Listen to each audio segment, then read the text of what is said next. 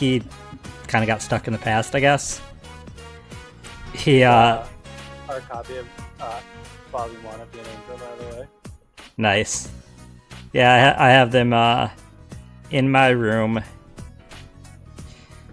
But yeah, he ended up not giving it at all in sports because he was afraid to kind of move forward and hit his limit. He was afraid to like date girls, and as we mentioned, the two sports. I don't think I did mention the two sports confidants. No matter which team you pick, they do both interact because they're like close friends. Yeah, it just changes the story you get and who's the focus. Yeah, so who's like the focus of the narrative, but they're still interacting with each other. Yeah, so like Daisuke, like the other one, Ko, is it just pronounced Ko? Ko, yeah. Yeah. Mm-hmm. Ko keeps trying to like set Daisuke up on like dates, and Daisuke does not want to, and it's because he's not over his ex, and you end up having to help him go and face her again, only to find out that she's moved on, but that helps him move on. It's a nice enough story. I don't know. I didn't feel super attached to him as a character. I don't think it was a bad story, but I didn't find him super relatable. But I figured that would be true for the sports bros in general. I would put him in B tier.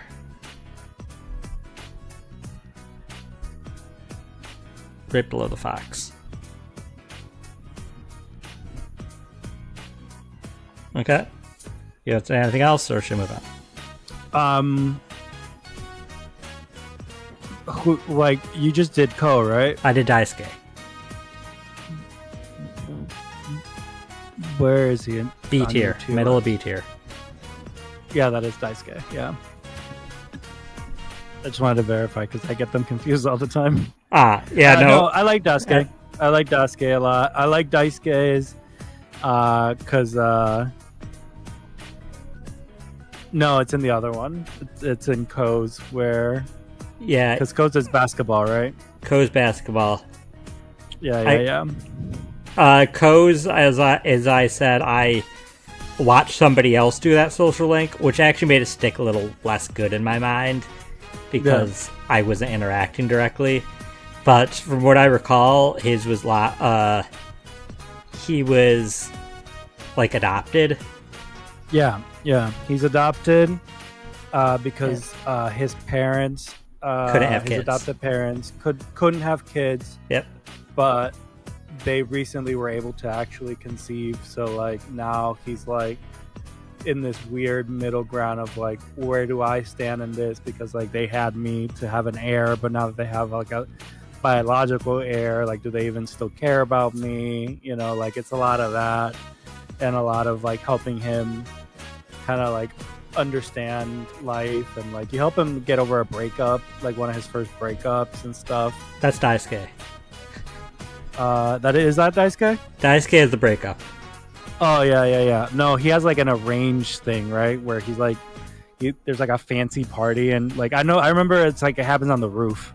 The thing that stuck out the most for me with Ko is I remember later in his social link, he's given a letter supposedly from his like I think birth mom. Yeah. Trying to like affirm his value, and he's able to almost immediately knows that the letter isn't real and that his adopted parents like had it forged. Yeah. But like it's kind of a touching thing that where they're trying to still make him feel valued. Yeah. I do like him actually more than Daisuke's story, even though I didn't experience it firsthand.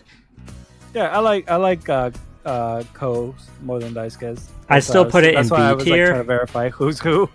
Yeah, I'd still put it in B tier, but I'd put it higher in B tier. Yeah. Probably below... below Elizabeth, but above Izanami. The attendant. Because the guides usually want you to do Daisuke's because it's a little more lenient. But Ko's, I think, is the stronger of the two stories. especially because you like see Daisuke in like other people's social links, so like you still get a lot of them, whereas like Ko you see less so. Yeah. So it's nice to be able to get to know him more. Yeah. Okay. So next, Yumi. The drama club girl. What's Yumi's last name? I forget. Ozawa. Yanni. No. Yeah. No, the other one is Ayane Matsunaga. I don't know. If we figured it out. Yeah, the other son. Yeah, Yumi is the one opposite. If you don't pick the one that I have here in bottom tier because I didn't experience her, that means you would have picked Yumi. And as I said, she's in the drama club. Her social link, a lot of it is about her estranged father who left her and her mom to buy milk at the gas station like 10 years ago or something. Yeah, and he just got back, but now he's dying because he spent so long at the gas station and forgot to eat. I don't know. You know what happens when you can only live for so long when you're living on gas station hot dogs and Twinkies. Not sponsored. Yeah, but seriously, it is a kind of emotional social link because her dad is on his deathbed and now wants to see her and her mom. Her mom wants to be there for her dad, but she doesn't want to because her dad abandoned them. Here, keep going. I gotta go turn the light on. I can still hear though. Okay. And so obviously she feels kind of like he just came in and he's ruined everything, and like now that he's dying, now he needs them, which is a valid reaction. He didn't really, being the type of person he ended up being, he didn't really earn them being there for him during his last moments. At the same time, me as a person, I would be like, I mean, they're dying. I might as well, like, give them this last thing, even if they were shitty. And that's kind of how her mom is. It does end up, when he passes away, she ends up feeling awful and wishing she was there for with him more, because she did love him, and they end up her parents, before he passes, do tell her that they named her Yumi because it means to bear fruit. And so she ends up quitting the drama club because she wants to go experience other things and try to figure out why she was born, which is a very kind of heavy thing, but her dad did just die. And the epilogue for her is her she does say she actually joined the drama, or is thinking of joining the drama club again. It's like Saki Kunishi's brother. It is kind of a little more grief focused of a story. It's a little more unique in that partway through the death happens, which is super awkward because that's on like rank 8, and rank 10 is romance, and how the guide I was following ended up doing it had me get to her romance choice 2 days after her dad died. Which is really awful. I also want to note that this is Persona 4. I think kind of Persona 3 did this too, where they really lean towards the romance, and if you go the platonic route, it kind of feels crappy. Yeah, it's like you're being a bad friend. Yeah, hers is possibly the worst in the game in that regard. Because in rank 10, after her dad died recently, hopefully not 2 days ago unless you're playing it like I did, but still recently either way, she confesses her feelings to you and can't really bear to see you like rejecting her, so she turns around and basically is like, if you agree, then you can just hug me. If not, just leave the room. Don't say anything. Which I unfortunately did see a person do the platonic choice, and yeah, you just walk out of there. Don't say another word. Yeah. And don't see her again until the epilogue, which is super awkward. Yeah, it's like, hey, how you, man? Hey, last time I saw you, I literally walked out without saying goodbye after you said you loved me. I walked out to the gas station. Yeah, I thought you needed more milk because your dad forgot to bring it before he died, you know. But yeah, I do like Yumi as a character, and she's probably like my third choice if I was romancing one girl.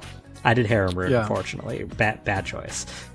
Harem root in this game makes you feel guilty, unlike 5. Oh, yeah. No, if/when the remake comes out, if they don't change that, I'm gonna have to like emotionally pivot to just like Ayase, just do platonic for it. Ayase, because like it's a lot more tolerable to be like, no, I don't want to have an intimate relationship with you. Like, we're just friends. I just left. Yeah, but yeah, 5's harem route ended with Goofy scene. This harem route ends with you turning down every single girl one by one. When they're trying to confess their love on Valentine's Day, because you only could pick one. And they all sort of know that there's somebody else, but don't want to say it. So yeah. A heart shattering. So yeah, either way. But if I was only romancing one, if I ever play this again, she'd be my third choice. I wouldn't necessarily pick her first, but I do like her a lot. And I am putting her in A rank. I think she had a very well-written story. I'm putting her above Igor, and I'm actually putting Igor below Namatame now, because Namatame did have a good story, and Igor just exists as a good, cool person. I think there's someone else didn't realize it was everyone else. Unfortunately, that was me. You have anything else you want to add before I move on?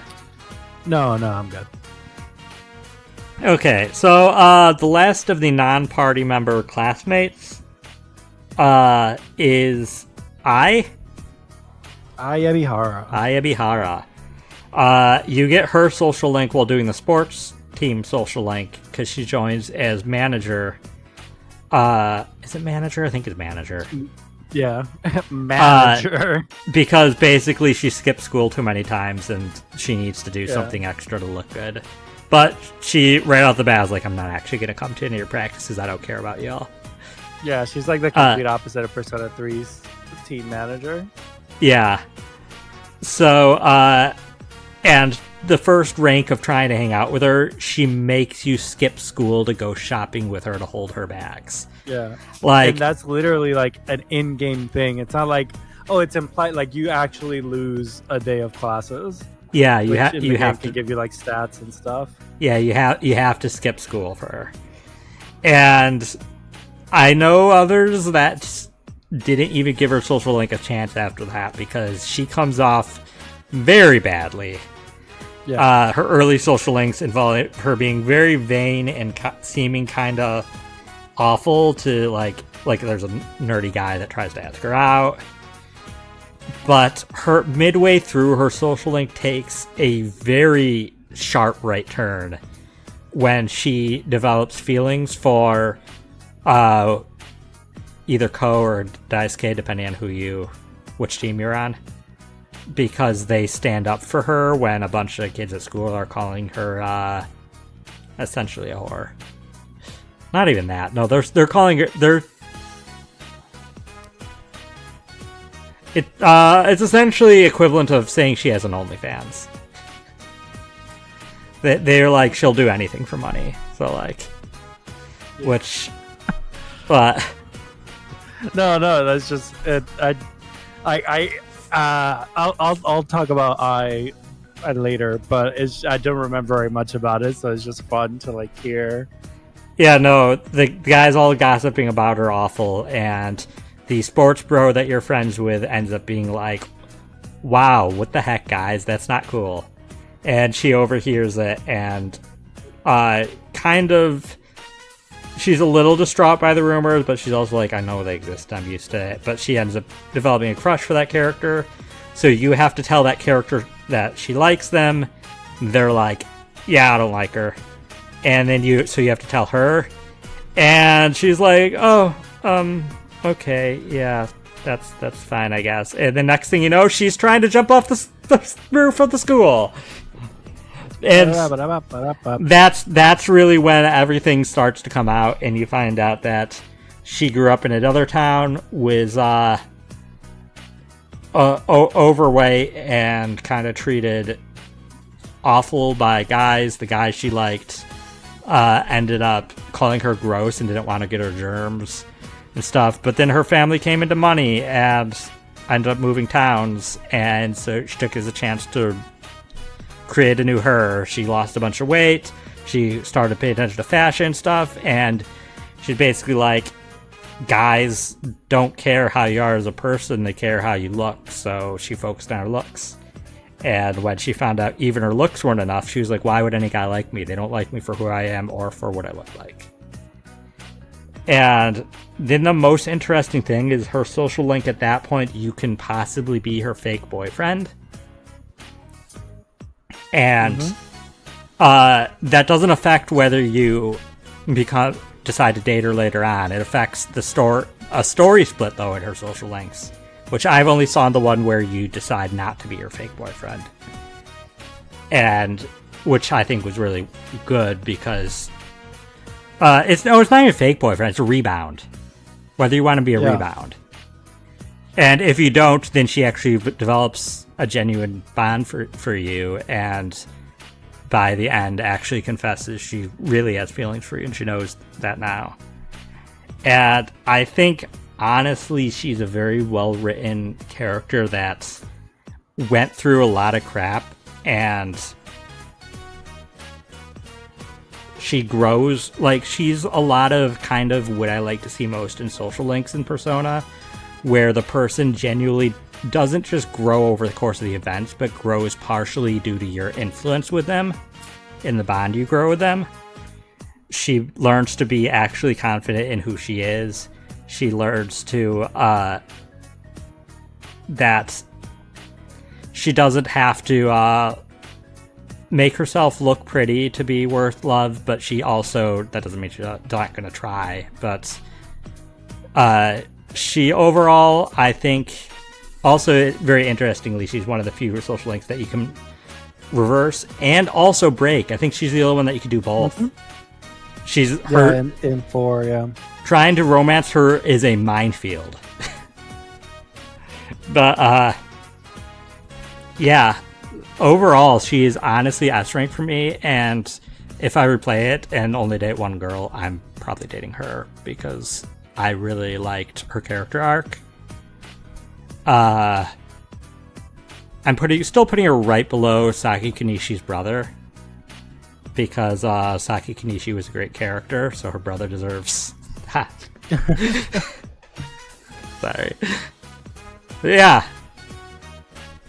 Did you have any thoughts you want to add? Yeah. I as I told ShatJV, I played this when I was very younger, like I played it close to its actual release date in America. So I was a teen at the time, and as somebody, not to reveal too much of my own social links, but as somebody who got bullied a lot, and also didn't have a amazing grasp of the English language yet, I really intimidated me as a person. I just felt very I see my bullies in video games that I'm playing. So it was Yeah. hard for me to connect with her as a younger adult, just teen/young adult. And I really only pay attention to the stories, like the first or second times I played through it. I played through Persona 4 countless times at this point, but I just remember the main plot. Character starts out this way, ends out this way, and then like the little bits I catch if I'm paying attention, but usually I have a podcast or a YouTube video open and I'm just multitasking because it's like a comfort thing for me to replay them.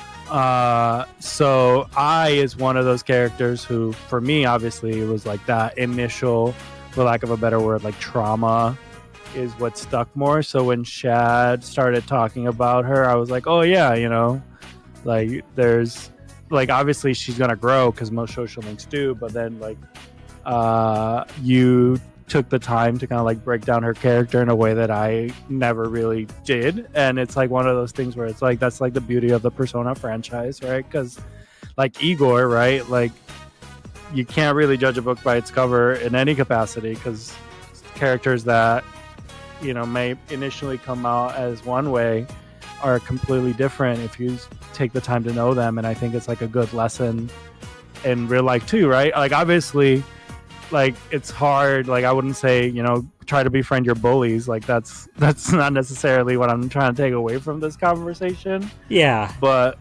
definitely it's one of those things where like in this controlled environment, it's nice to be able to, next time I play this game, go into it as a more open individual that's willing to see past initial trauma responses because of the growth that character undergoes and how that narrative shift like creates value in it of itself, if that makes any sense. Yeah.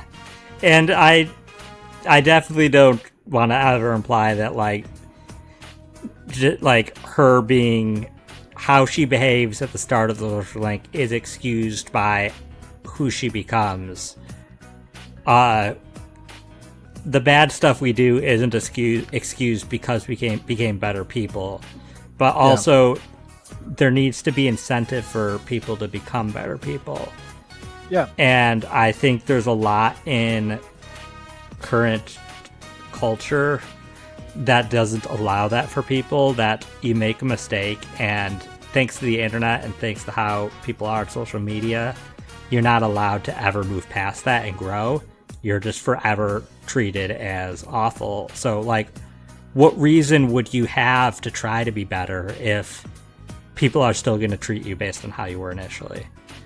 Yeah. It's definitely not the main character's responsibility to help I grow as a person. But I'll get into my interpretation of the main character when we get to it. But I think for whatever reason, out of the kindness, he became her friend anyways, and she did grow as a person. And I think that kind of complex character growth is just, it's very important to acknowledge. I think a lot of people that don't like I feel that way because they don't want to accept growth. They want to accept people at how they initially are. Yeah.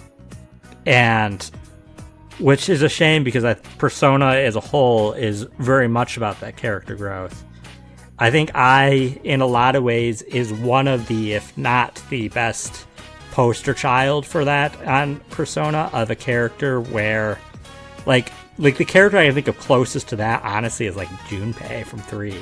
Like a character where comes off initially to seem like just really unlikable, but then has so much growth over the course of their arc that you see that they were actually a much more complex person than they seemed, and that that how they behaved was based to their own trauma responses themselves, and we're all going through that. Mm-hmm. But again, like you said, that doesn't mean you have to be friends with your bully, but it's a good growth of yourself as a person to realize that your bully is a human who probably went through some stuff. You don't have to befriend them. You shouldn't befriend them, probably. That shouldn't be your job if they're hurting you. But you should also realize that good and evil rarely is that black and white. I also think honestly, all things considered, isn't that awful. She makes you carry her Oh yeah, stuff, like adult me, like re-experiencing because like since you've mentioned it, like I have gone online and watched like the social link, and yeah, like it's like you said, like holding I hold someone's shopping without them even asking me to. Like it's not like, and then the skipping school is like, yeah, sure, but like as somebody who has gone through a lot of school, you know, there's plenty of times that I'm just like, I just don't feel like going in. Like, yeah, like I get it, you know, like there are days where you just don't want to go to school. Yeah, and I do want to say, if I remember correctly, for the conversation choices for social link, the things that give the most points are not the like yes ma'am kind of things. It's the stuff where you show a little backbone. She doesn't she doesn't want somebody who's like her little servant. She wants assertion, and I think just wants somebody who can match her freak, as the kids would say. Yeah.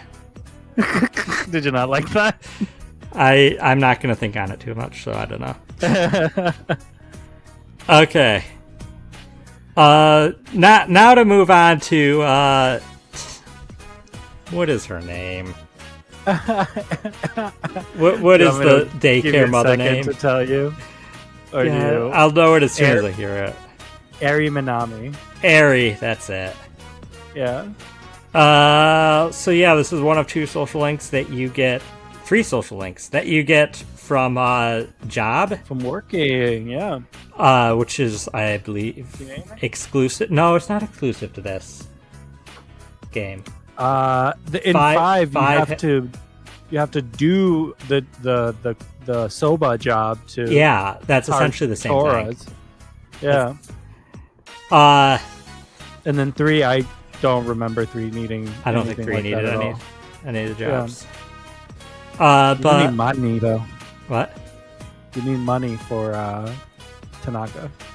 Yeah, but 3 also gives you so much free time to do You're jobs. drowning in it, yeah.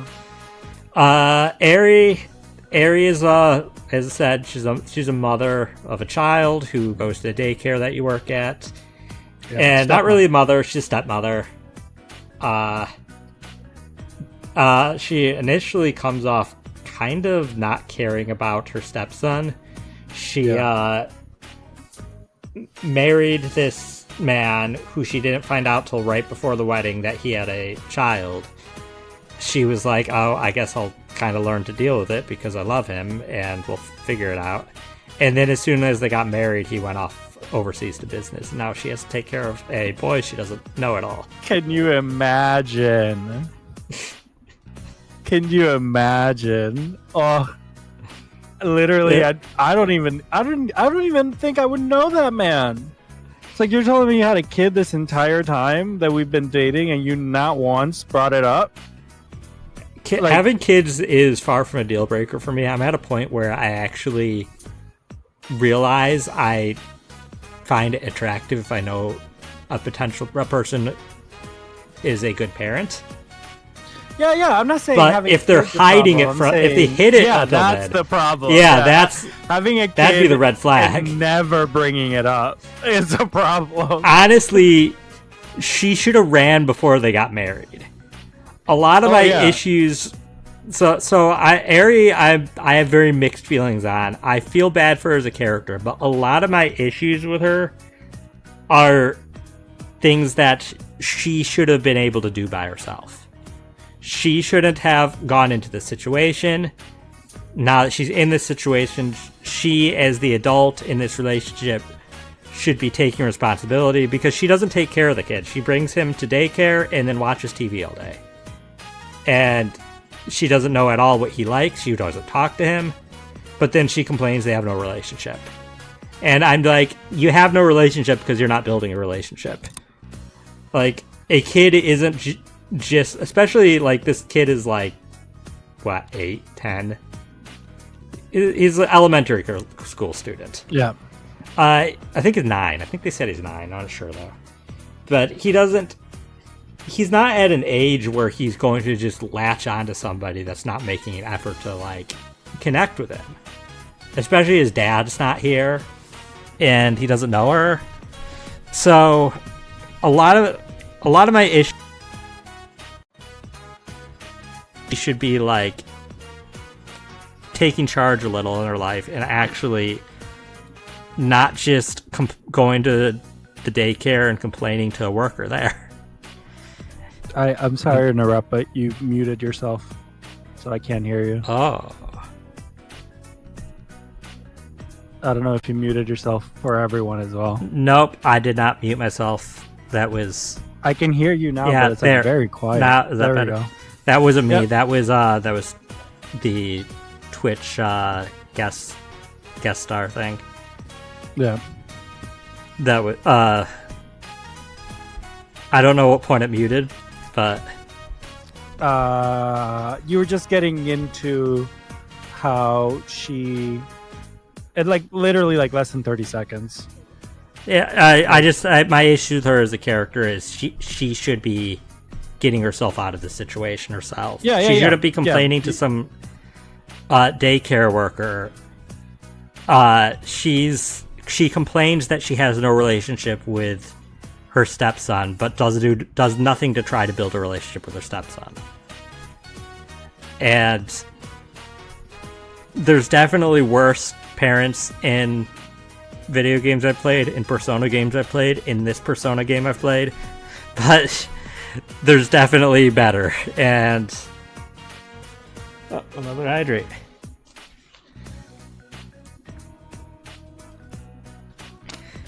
Yeah. And so, yeah. No worries, Dark Data. Have a good night. Catch you later. But yeah, so... I will say there is a point late in the social link where you end up trying to... Like, she's like, I think, confiding in you feelings and like crying over something. And her stepson gets really defensive, like, you made my mom cry, and punches you out. Yeah. And then you wake up, and she's just like, oh, thank you, that was kind of the bonding thing we needed. I'm just like, what the fuck, woman? Yeah. Sorry my language, but like, I don't hate her as much as some characters, but I really found it hard to get to like her a lot. She doesn't seem like a very compassionate person. Yeah. And she doesn't seem like she very much thinks about others over her own feelings. Mm-hmm. Very narcissist. And I don't think she grows much out of it. She definitely ends up with a relationship with her stepson by the end. But she as a person still seems very flawed. Yeah. Her as a person, I don't think actually change other than, like you said, the relationship she has with her stepson. In part because of her stepson punching you. I'm putting her in like, C tier. Yeah. That's fair. I don't actively hate her, but I don't like her much.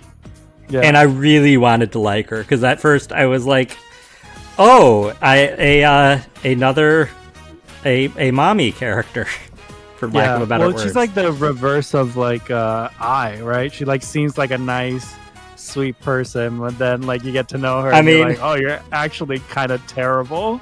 I mean, to be fair, I probably got a little like vibe spoiled by her too, because I was following a guide on the right things to say in the social links, and like on her like rank 2 or something, she asks you if you like kids, and you have to, the right thing to say is no, I don't. Yeah. As a daycare worker. Yeah. And she wants to hear that. And I was like, oh yeah, for sure. That's there's some red flag there. What? Yeah, that's mild interface spoilering. But yeah, but it happens sometimes. Yeah, I mean, the other people that saw play it clicked that they did like kids because they thought that's what, of course, the mother would want to hear. Yeah, and they never knew because it was just you don't always get any notes, so how would they know? Yeah, I definitely also did that my first time when I was playing it blind. I was like, yeah, of course, I'm a daycare worker. Why wouldn't I say I like kids? That'd be weird. And then when I saw, like you said, that the perfect response is to be like, no, I hate kids. It's like, oh damn. I mean, I already knew of her because I'd already experienced her story, but it was like that's savage. The fact that she wants to hear that. She wants to know the person responsible for taking care of her son because she's not. Also doesn't like kids. Yeah. Also would rather be at home watching soaps. Yeah. That aside, yeah, I meant to do her before Eri, but is it Hisano? Is that it? Yeah, Hisano. The Death Arcana. She calls herself Death. She calls herself Death. My frame of reference for Death personas ranged from Sexy Doctor to the literal personification of Death. And somehow Hisano is more terrifying than the literal personification of Death. Yeah, fair. Hisano is an old woman who is, I think, recently widowed. Yeah, she's recently widowed. Yeah, because she's mourning during New Year's. She's recently widowed and calls herself Death and talks about her husband, how you look like her a lot, and at some point asks not to see you again, and you have to go anyways if you want to raise it, of course. And eventually you learned that her husband I don't think they straight up said it was like dementia or something, but something. His mind deteriorated in old age, and he started to forget her. Yeah. And she kind of felt trapped being married to somebody who doesn't even know who she is. She felt alone. She felt like the man that she was in love with is gone, and she ended up even starting to hope for his death, and to the point that she believed that her desire for him to be dead is what killed him. And yeah, I mean, her social link does result in you kind of getting her to accept that her feelings were valid, and feeling that she was like that she was still a victim in her husband's illness too, and that it doesn't mean she didn't love him, and it doesn't invalidate what they had together. Yeah, it's her social link is very existential. That's a good word for it. Yeah, like, by the end, I was like dreading it because like I don't want to think about this. I don't want to think about what it'd be like at that point in life, being married to somebody, them not knowing who I am, them dying, how alone she feels, and just knowing that she's close to death too. Like, it's a lot. It's a very heavy. It is a lot heavier than the personification of death in 3 was. Yeah. Like, Outcry and I like had to have that conversation, like a what if, and if either of us like were in that situation, because you're right. Like, it's tough to not know what to do, because like the other person doesn't even know what's going on anymore in a lot of those situations. Yeah. And I mean, like, I found out after my dad passed that my mom and my dad did discuss what they wanted if one of them like ended up in like a vegetative state, because my dad was in a coma for 3 days before they pulled the plug, and so like it was what he would want. He didn't want to be in a vegetative state indefinitely. So like I realized that's the type of thing, especially as you get older, that you would have to discuss with your partner probably. But like it's heavy topics, and in my silly anime waifu game, silly anime trumpet waifu game. Yeah, so That being said, I don't think she's low tier for that. I actually would put her in A tier. I think she's a really good character. Yeah. Even if she outright terrifies me, kind of, to focus too much on, I'd put her right here, above Namatame and below Yumi. Yeah. Well, it's the memento mori of it all, right? Yeah. Like, if I replay it, I might, like, kind of, like, not even, like, read too much of what she's saying, because it's a lot for me to process when I'm trying to, like... Well, plus, she's one of the ones that will level up regardless of what you pick. Yeah, she's one of the rare characters of Persona that like level she'll up is have automatic. different level notes for certain things, but it doesn't matter. Yeah, she'll level up every single time. Yeah, and you don't even need the Death Arcana, whatever, a Death Persona. Okay, so Sayoko, is that her name? I think so. Yeah. Sayoko, right? Sayoko Uehara, the nurse. Yeah, the nurse. This is the second one of the social links you get from a job. This is from working as a janitor at the hospital at nights. And she comes off as something at first. As something. I'd say she flirts with you, but that's really an understatement of what she does. Oh yeah. I mean, it's straight up sexual harassment. Yeah, like she practically initiates a sexual encounter every time she talks to you. Well, early on. Yeah. And she knows you're a teenager, so that is problematic. She does have, though, a lot of, like, when you start to get to know her, like, first of all, if you're actually know what the right choices are in your encounters and your conversations, she wants most you to reject her and for you to be like, no, this is not okay. She doesn't like, actually want that relationship with you, which I think a lot of people miss, and they think that she legitimately wants to, like, mess around with you. But not only does think that's like that's what she has to do in her line of work, because like life has conditioned her to believe that. Yeah, like if you pick the things that are like, yeah, sure, I'm down for this, obviously she still doesn't do that stuff with you. And if you pick the stuff that you're like, listen, I'm here to do a job, she wants to hear that. She, I think, is a character that is just, in general, from what I've seen of other people, very misunderstood in a lot of regards like that. Her social link involves finding out that she was, like, fired from a previous job because she ended up having, I think she had a relationship with the doctor, but didn't know he was married or something. Yeah, it was a misunderstanding on... Like, she wasn't aware of the ramifications, if I remember correctly. Yeah. And then she, got essentially thrown under the bus. People with the Wells Fargo Cash credit card. Mute ad. Yeah, we're not sponsored by Wells Fargo.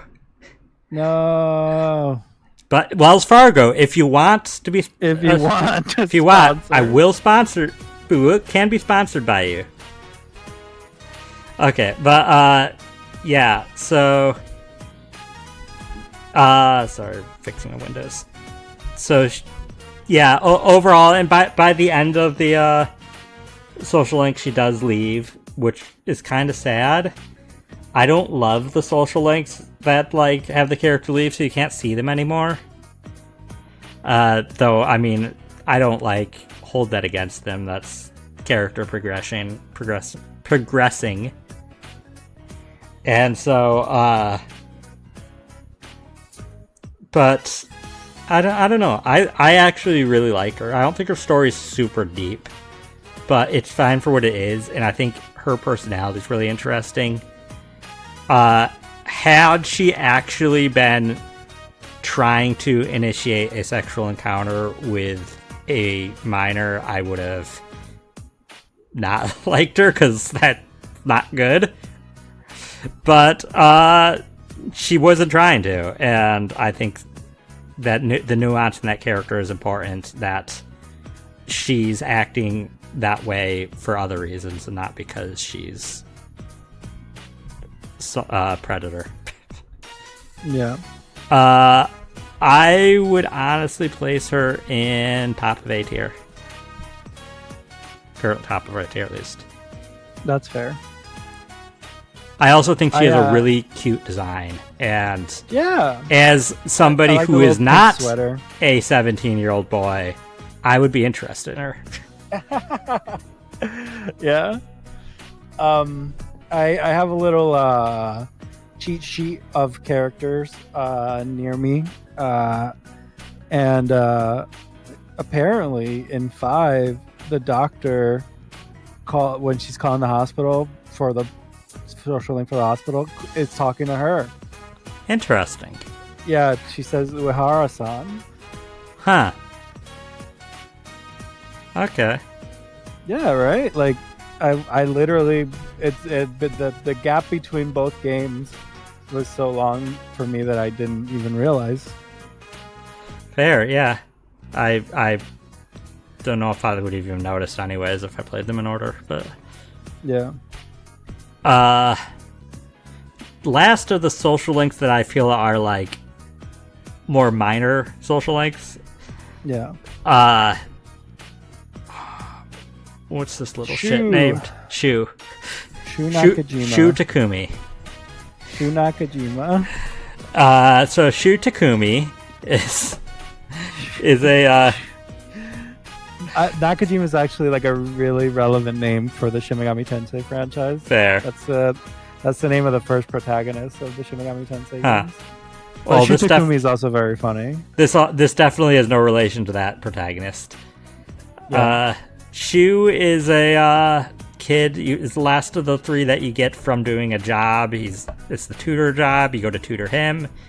He's a snobby little asshole that you tutor, and he complains about how dumb school is and how dumb everybody is, and like how dumb just life is, and but he does have an interesting plot thing where he ends up getting in huge trouble because he cheated in school, and he cheated in school because of the pressure of his mom expecting him to do perfect, and they end up the song loop is finally end because it's a 2-hour loop. He ends up having to kind of start his relationship with his mom over on new ground, which honestly I do think, despite him as a character kind of being anti-me, I think that was an interesting plot point. I find it actually kind of relatable. I didn't cheat on anything, but I was kind of felt growing up that I was expected to get like essentially straight A's or close to straight A's. My parents gave me that impression. I was kind of a golden child, so to speak, in that way. And it wasn't until partway through college when I got, I think, a C in a class, and I completely lost it because I thought my parents were going to be like livid, and like when they like saw me essentially have a breakdown over it, they were like, did we give that impression to you? I'm sorry, like you don't have to be perfect. So like I find Shu kind of relatable in a sense, in that the expectations and then kind of the breakdown of a relationship and the parent not realizing the strain they kind of put on. Like my parents definitely never explicitly said anything that they expected me to get straight A's. It was more of a, they acted so proud and stuff and always talked about it that I felt like I was expected to. Yeah, you didn't want to disappoint them. Yeah, and I didn't know the repercussions if I didn't. So I think Shu is a very relatable character. I don't, as I said, I otherwise kind of find him kind of annoying in how he acts for a lot of the social link. But he's also like a middle schooler, I think. So he's like 12. Like a lot of 12-year-olds are assholes. Sorry, 12-year-olds that are watching. You guys are the exceptions. Also, you shouldn't be watching this. This stream is marked for mature audiences. Get out of here. Get out of here, child. So, I'll put him in upper B tier right below Ko. You have any thoughts before we're gone? No, not really. I mean, Shu's just kind of like you said, just like bratty kid who has to fail to learn that failing is okay, you know? Yeah. Okay, well, now we're at Nanako. The linchpin of the entire game. Possibly of the series. To say about this character. Possibly the linchpin of, like, gaming and narrative storytelling itself. She's overrated in my opinion. Wow, you just made a lot of enemies. Could you imagine? Could you imagine loving the Persona 4 game and not caring about Nanako?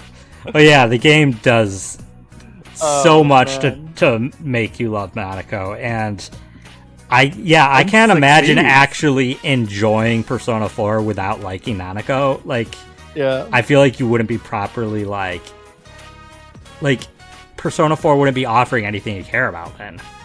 Yeah, like Nanako, your relationship with Nanako is like integral to understanding the world that you're entering. Yeah, the Nanako is technically your cousin. Yeah. You, like any other Persona game, you're moved to a location for 1 year, whether it be for punishment or something, or you're gonna die in a year, or I don't know. Well, in 4 is that your parents are working overseas. Yeah, they're working overseas in 4. So you go to live with your uncle and your cousin. And Nanako at first is this shy little girl. And as I'll try not to talk too much about her dad until we get to her dad, but as you get to know her, you realize that she's essentially been taking care of herself, very self-sufficient. Yeah. And she is just the sweetest little girl that she just wants somebody to like be with. She doesn't want to be alone. And as soon as you start showing her the slightest bit of like attention, she asks if she can call you big brother. Yeah. Like she's so like attention and affection starved that the second and she was told with her dad told her that she would never have a sibling, that her family would never get any bigger. Yeah.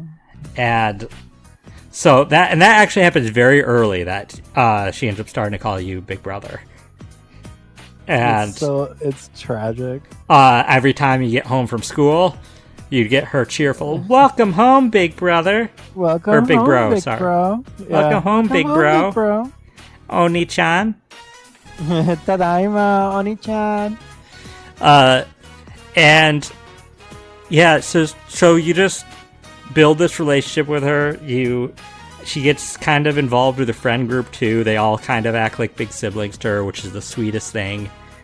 Yeah, they take her to Walmart, which she loves. Yeah, she absolutely loves fictional Japanese Walmart. Yeah, Junez. A lot of your first lines that you really hear her speak, because she's very shy at first, are when commercials for Junez come on and she sings the jingle. She loves that jingle. She even has a dance. She does a little dance with her hands. So cute.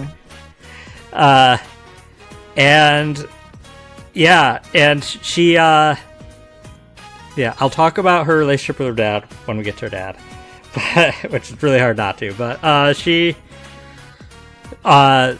also want to mention that there's a mechanic in the game where you can eat stuff in the fridge once a week for a courage boost. Usually very sketchy stuff. Yeah, usually like fuzzy expired products. Yeah. You know, but something one of the used weeks to be a pear. It's a package of flan with the name Nanako written on it, and if you eat it, you get an extra courage boost. And the guide I was following said to eat it, and I pretty much had a mental shutdown. Yeah, Like, he really did. I remember he had to take a break from playing the game for a couple of when days. I stood in front of the fridge, I ended up putting my Steam Deck into sleep mode and walking away because I just couldn't do it. Eventually, after a little while, I came back, I clicked yes, and then I talked to her, which she just responds something else. She doesn't know, but she either way is sad about something. And I just put my thing back into sleep mode again, and I was done for the night. I was like, I can't do anything else. I just destroyed this little girl's day tomorrow. Yeah, she's sorry, gotta go get her flan the next day, and it's not there. Yeah, and she's gonna be so crushed and not know what happened to it. This is how attached I got to this fictional little girl. Yeah. And I think that was a credit to the game that got me feeling that, guilty over something that the game doesn't even have her acknowledge happens. Yeah. Yeah, for sure. It's one of those things now. I literally, every time I see flan at the store now, because of your experience with that, I immediately think of her. I haven't even had flan IRL, and I'm worried I'm gonna have it, and I'm just gonna think of Nanako's tears. Somebody's gonna get me flan and be like, "How is it?" And I'm gonna be like, "It tastes like an 8-year-old's tears." They're gonna be like, "What?"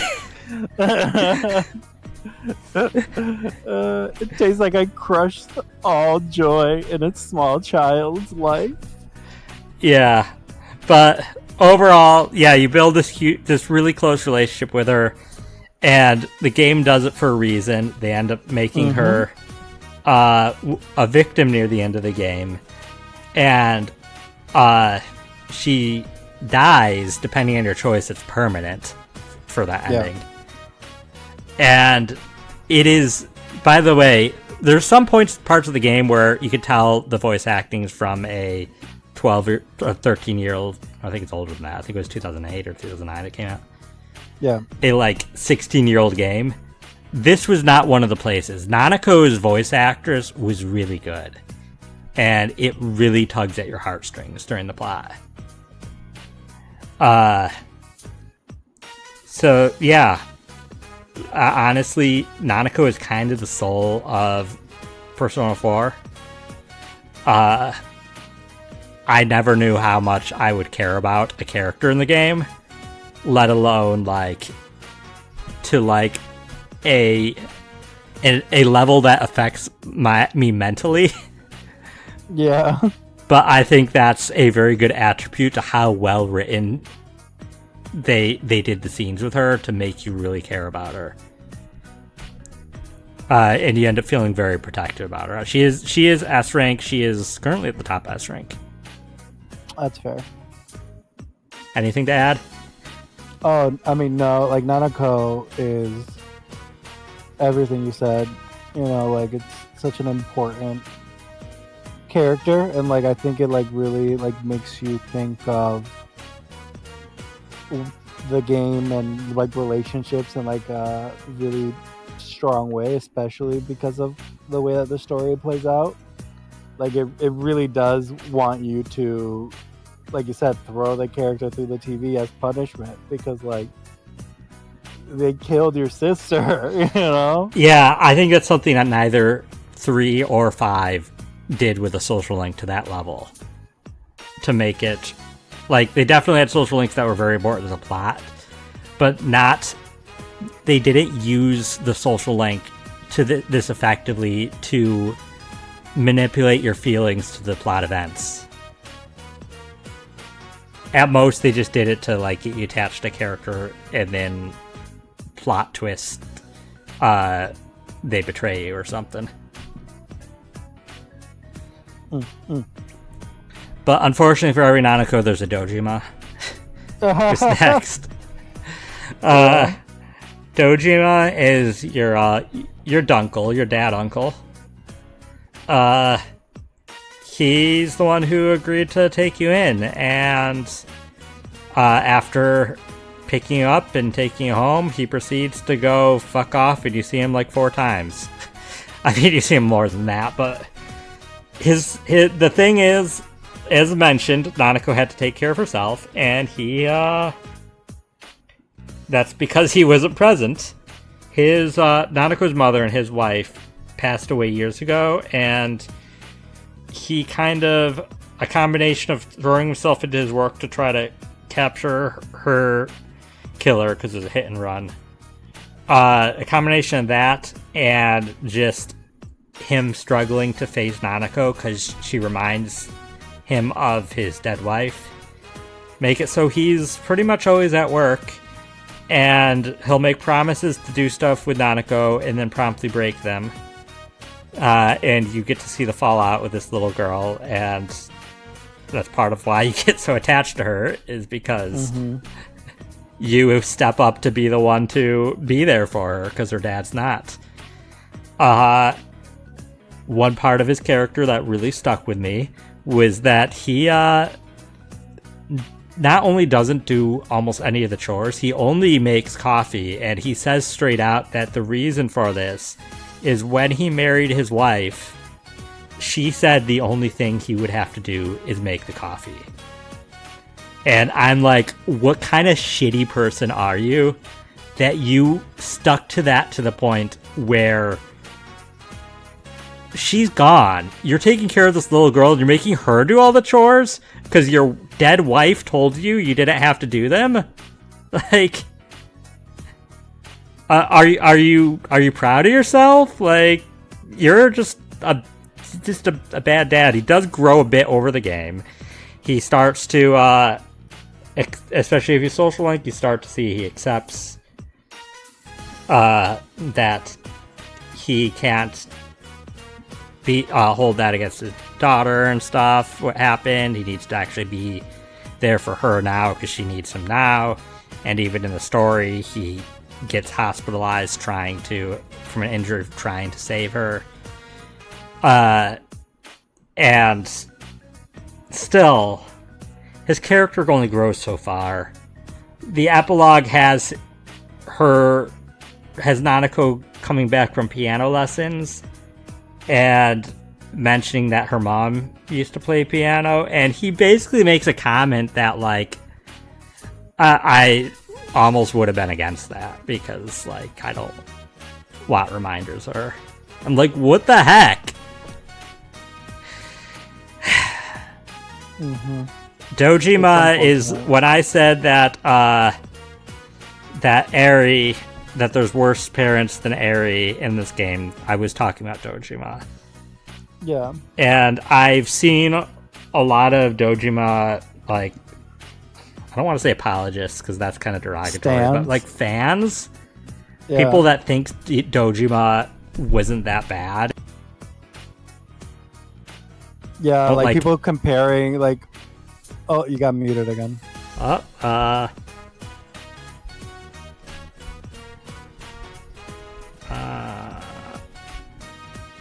There we go.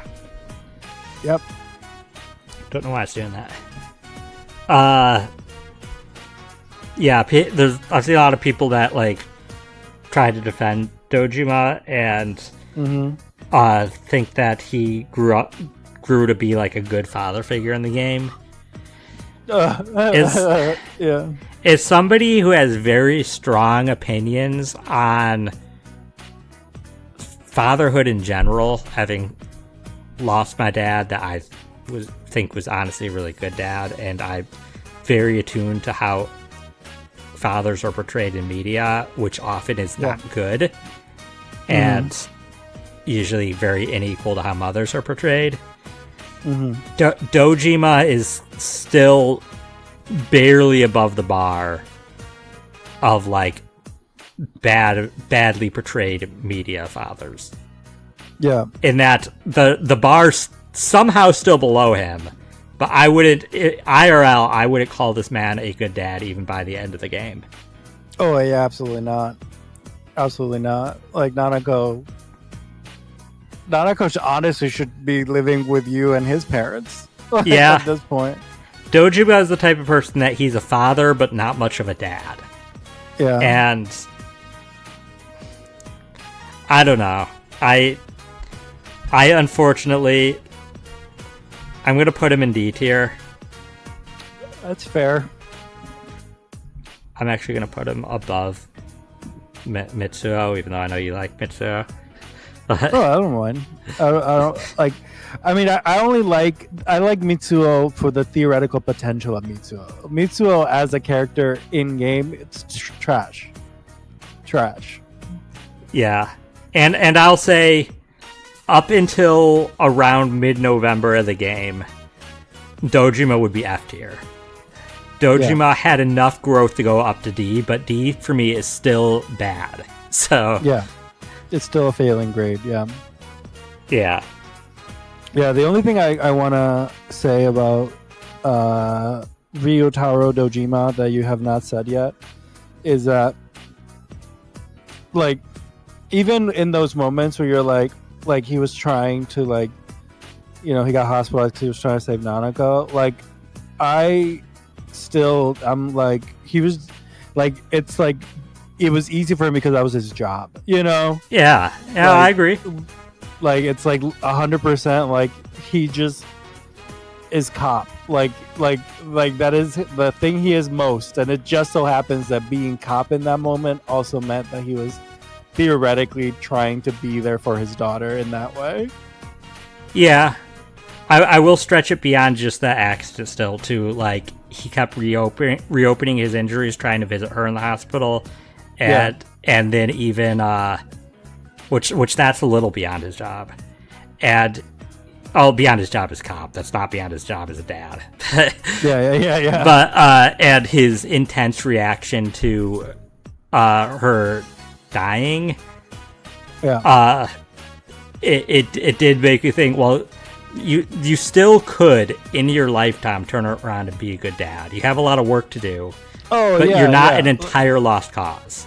And like, you it do definitely care. could be one of those things where, like, Nanako as an adult could look back and be like, yeah, you weren't a great dad back then, but, like, you definitely grew into being an okay dad now, you know? Yeah, and that's why I mean he's above that bar, because also he does, I believe, genuinely love Nanako. Yeah. That doesn't automatically make you a good parent because you love your child. But Yeah. I do believe he like, genuinely does, and there's parents that don't. So yeah, like, we spoke about this a little bit because, like, for me, like, I don't know if you remember the conversation, but like Dojima is unfortunately very similar to, like, my relationship growing up with my parents. And it's like, and that's like the thing I said about, like, yeah, you weren't a great dad then, but, like, you're a pretty good one now, like, is kind of like what happened with me, you know? So, like, when I played the game, I thought very little about Dojima's behavior being abnormal because, like, that was my normal, you know? It's like my dad would come home from work, eat, and then lock himself in his room, and I wouldn't even know what happens, you know?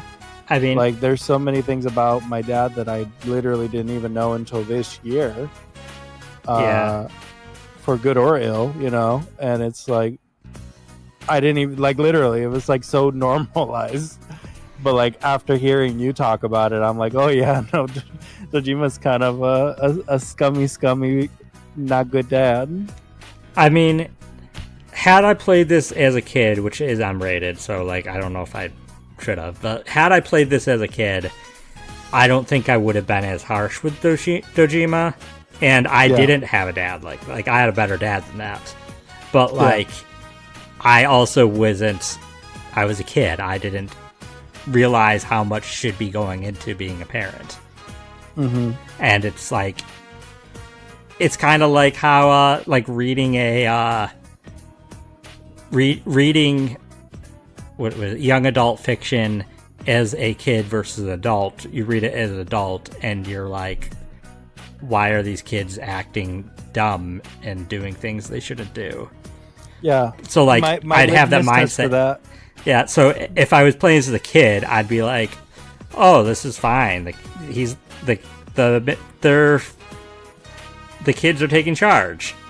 But no, they shouldn't be. Like, yeah, no, I was just gonna say my litmus test for like, do you think like an adult or do you think like a child, is like knowing someone's opinion on the plot of Little Mermaid. Yeah. Like Disney's Little Mermaid. It's like, do you think Ariel was in the right, or do you think her dad was? Yeah, that's a good litmus test. Yeah, because if they're like, oh no, Ariel was right, I'm like, oh, okay, that tells me everything I need to know about where your mind is at. Yeah. I also do want to add, Dojima, that I think one of the big moments that really tests whether he's a dad first or a cop first is when you get the letter threatening, when you gets the letter threatening one of his loved ones, and Dojima's first reaction is to take you downtown to question you, leaving his daughter, who he knows has developed a close enough relationship to you to call you big bro, leaving her home alone right after actively reading a letter saying somebody close to you is going to be next. Yeah, you take her with you. Like, you bring her to the station and put her in your desk and put some VeggieTales on or something. Like, he was so much a cop before a dad that he didn't even consider it. Like, he didn't consider who could this be talking to at risk. He was just like, I need to get information. Yeah. And his daughter really should have been a consideration. Like, I know he was used to leaving her home alone, but this was a pretty dangerous situation. Yeah. Okay, well, 2 more non-party members. Whoop whoop. So first, Adachi. Toru Adachi. Cabbage Man himself. Adachi is a goofball cop who slips up and gives you information when he shouldn't, and just kind of silly and incompetent at his job. I will put him in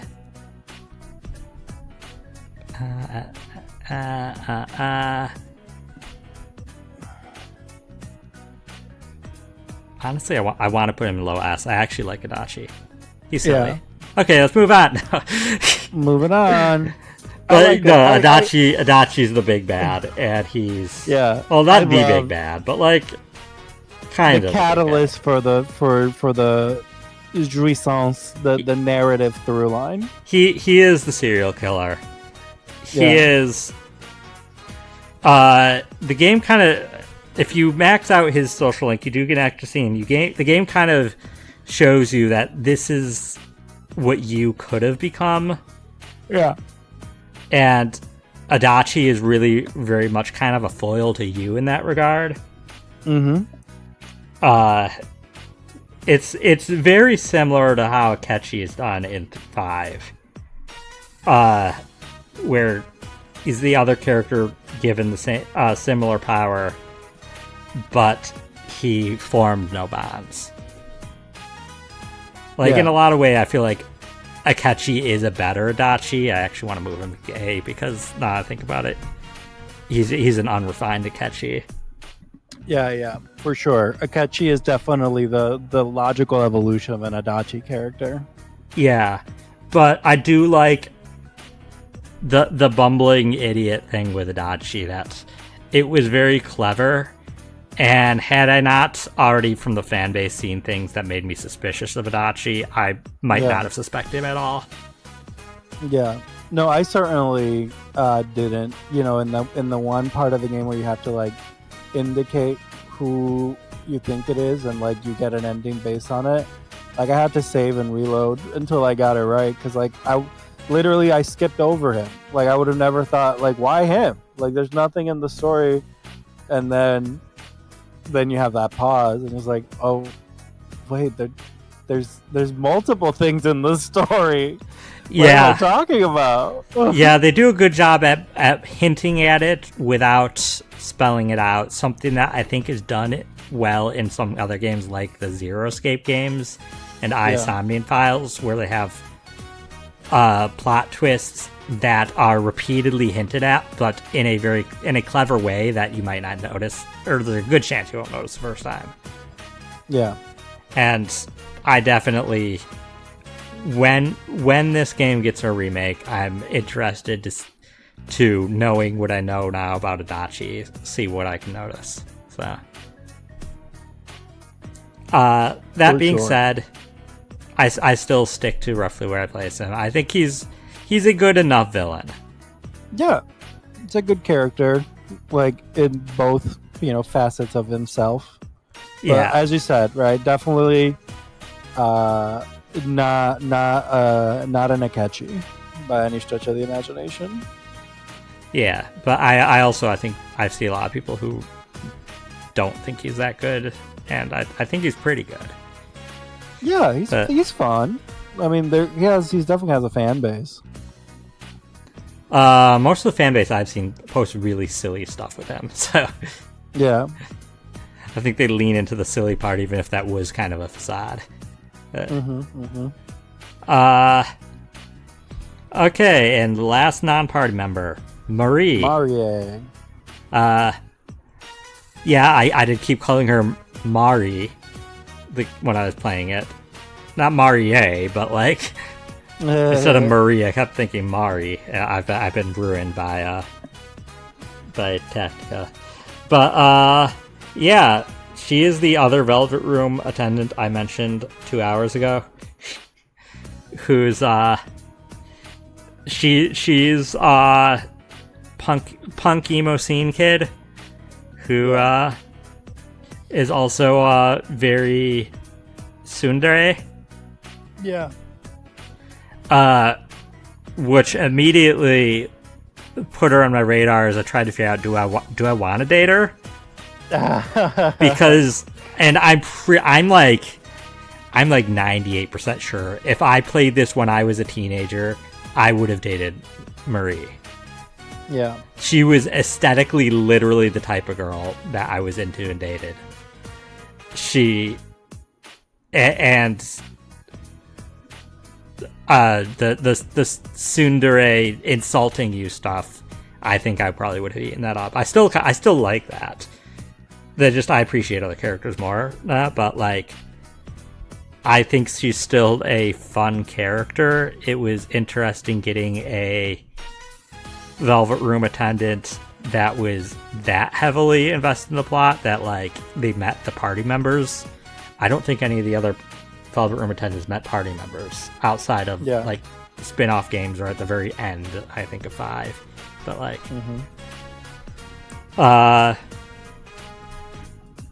I think I would put her probably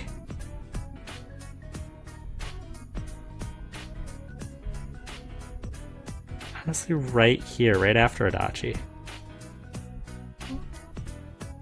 I know you don't have as much experience with her because you only did Golden once, I think you said.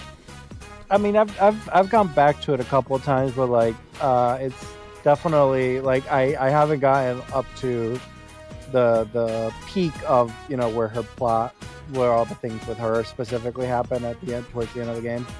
Yeah, I usually stop around like one of the last party members dungeons and then just call it there. There. But yeah, I like Marie. I like her. But yeah, Golden is not my baby. Like base 4 is definitely where my nostalgia lies. So I like her. I like her in the spin-off content. I like her in the fun little, like you said, tsundere moments and stuff. But yeah, take it or leave it, quite literally. Yeah, I think it's fun. Like her epilogue, I think is really fun. Like where she's literally just being like, "I want it to rain tomorrow." Oh yeah, the weather. Yeah. Or she's just like, "Oh, he's visiting, so I'll make it sunny for him. Unless he wants rain, he should just let me know what he wants." Yeah. And meanwhile, the rest of Inaba's like, "The fuck is going on?" Yeah. It's like the forecast said this is gonna like torrential downpour up to 3 seconds ago. There literally were dark rain clouds. Yeah. I don't know if we established she can control weather. I mean, I thought that was obvious. Yeah, and you just look at her, and you're like, oh yeah, she definitely looks. No, I mean, given the context of that scene.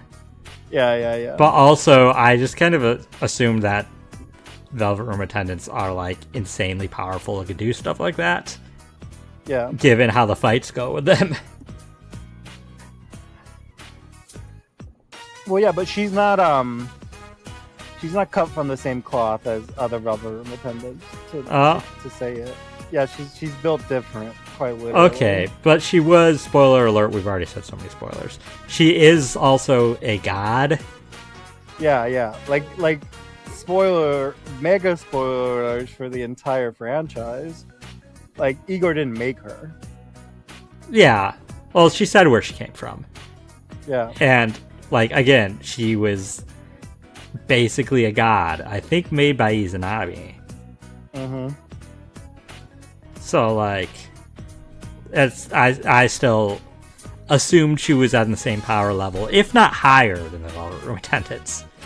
Yeah, I would say she's stronger than a Velvet Room attendant at full strength. Yeah. But we don't really get to see that. So.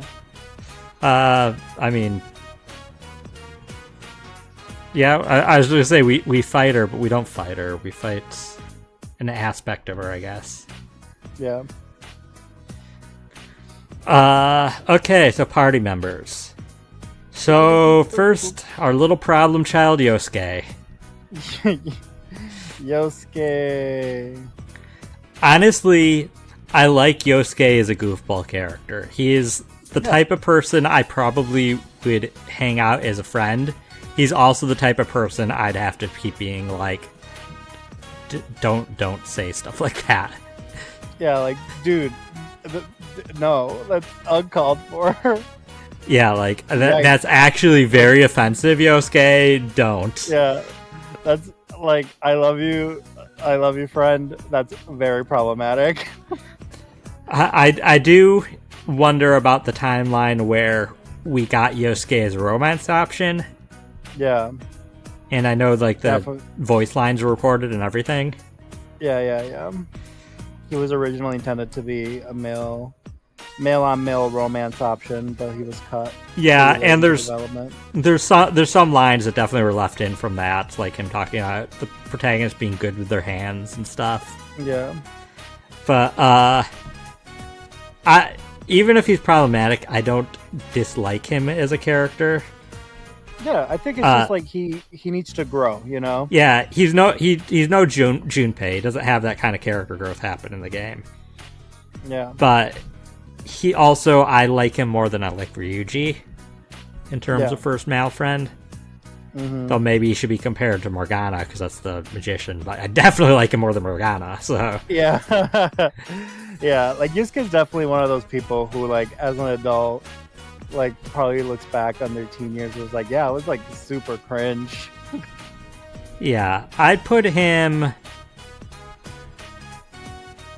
I can't believe I dyed my hair all like that color. Low A. My king. Right here. I can't wait until we get to Matt Mercer. I'm so excited. Okay. I didn't give any background for him, but he's the first party member you meet, and he's he's the general manager's son of the local Walmart. Yeah, he had a thing for Saki Kunishi, and even meets Saki Kunishi's brother. And yeah, he a lot of his story arc is because the Persona 4, I didn't say this explicitly yet, but Persona 4, I said a little about confronting your shadow, but that's how you awaken your persona, is confronting your shadow, your id, or whatever. Mm-hmm. The part you most want to hide. And his was kind of that he was doing all this to play the hero. like that he isn't actually doing it because of Saki. He's doing it because he wants to be the one to come in and save the day. And like, I have lots of thoughts on the whole confronting your shadow thing. I don't think I would hold any of the character shadows against them, because it's, even if it is a part of you, it's your id. It's the part of you that you don't like, you wouldn't act on. It's the intrusive thoughts. And you don't judge somebody on their intrusive thoughts. You judge them on how they behave, how they choose to be. They're extrusive thoughts. Extrusive. And so, well, of course there was a part of that was like that. He genuinely did care about others and care about stopping all this. And during the heated moments, like when you first confront Namatame, he's the one to first act. He's the one to first want revenge. And he's definitely not doing it to be the hero. He's doing it because he truly feels that way. Yeah. So next, Chie. Second party member. What? Chie Satonaka. Yeah. Second party member. The only female chariot arcana I know of. She likes two things: watching kung fu and eating meat. Yep. When I first got her in the party, my first thing to always do when I get a character is look at their equipment, and I saw her weapon was shoes, and I thought she was going to just go full Italian/Latin American. Yeah, smack people around with a chancla. Yeah. No, she kicks, but that's very in character. Honestly, Chie is probably the character for me that, out of the party members, that I started out kind of feeling indifferent about, but grew to kind of really like. She has a lot of charm for what she is. Her shadow was that she wanted, it was very focused on Yukiko, her best friend, and her shadow was basically like that Yukiko, I think it was that Yukiko basically needs her, that she's the one, that she thinks she's better than Yukiko. Yeah, but Chie subconsciously likes the fact that Yukiko is submissive to her. Yeah. And a lot of her social link is about learning to getting the power to defend those she cares about. Mm-hmm. She's not a very complex character. She's a chariot arcana. She only has a handful of brain cells, but those brain cells are like all working in a good direction. None of there's nothing. Yeah. None of them are ill-intentioned. Yeah. Heck, Most the of only time, the only reason she's not high on my characters I'd want to romance the game is that she honestly looks very young. See? Yeah. It's the way her face is shaped. She looks very like baby faced. Yeah. I actually like her a little better in the anime cutscenes, the way they animated her. But yeah. Doesn't her hair get a little longer too in the epilogue? Yeah, she has longer hair in the time skip, and Yosuke has shorter hair. Yeah. So like Yosuke got her hair. Because I think it was only like 3-4 months. Like, yeah, it wasn't very long. I don't know how Yosuke got so much, or how she got so much longer hair. Yosuke can just get a haircut anytime. I mean, Kanji. We'll get to Kanji. We'll get to Kanji. I'm so excited. I keep trying to not bring him up. I think your mic's a little further from you. It's a little harder to hear. No, it is. It is. Yeah. It is. I'm picking at. I'm fidgeting. Go ahead. I'll put Chie about there. She's higher in A rank. I like her. That's fair. It's hard to not just put the entire party all up in S. I'll just say that, or most of the party. I'll get to that, but like even Yosuke, I would have put up in S normally, but I'm trying to be fair and not just stick them all near the top. Yeah. So, but know that the party members honestly would get a little more bonus points, and I'm holding back a little. Yeah. But Yukiko. Yukiko, when I first met her, I thought that she was going to be my romance choice, but I only knew 2 girls at that point, so fair. She is the daughter of the owners of the Amagi Inn and future manager. Mm-hmm. Her character traits are she laughs hysterically at stuff, and I'm trying to remember the other one. Well, she likes terrible puns. That's laughing hysterical and stuff. Yeah, that laughing at They kind of all like terrible puns, unfortunately. Yeah. And she's really bad at cooking. Oh, all the girls are really bad at cooking. That was just a thing.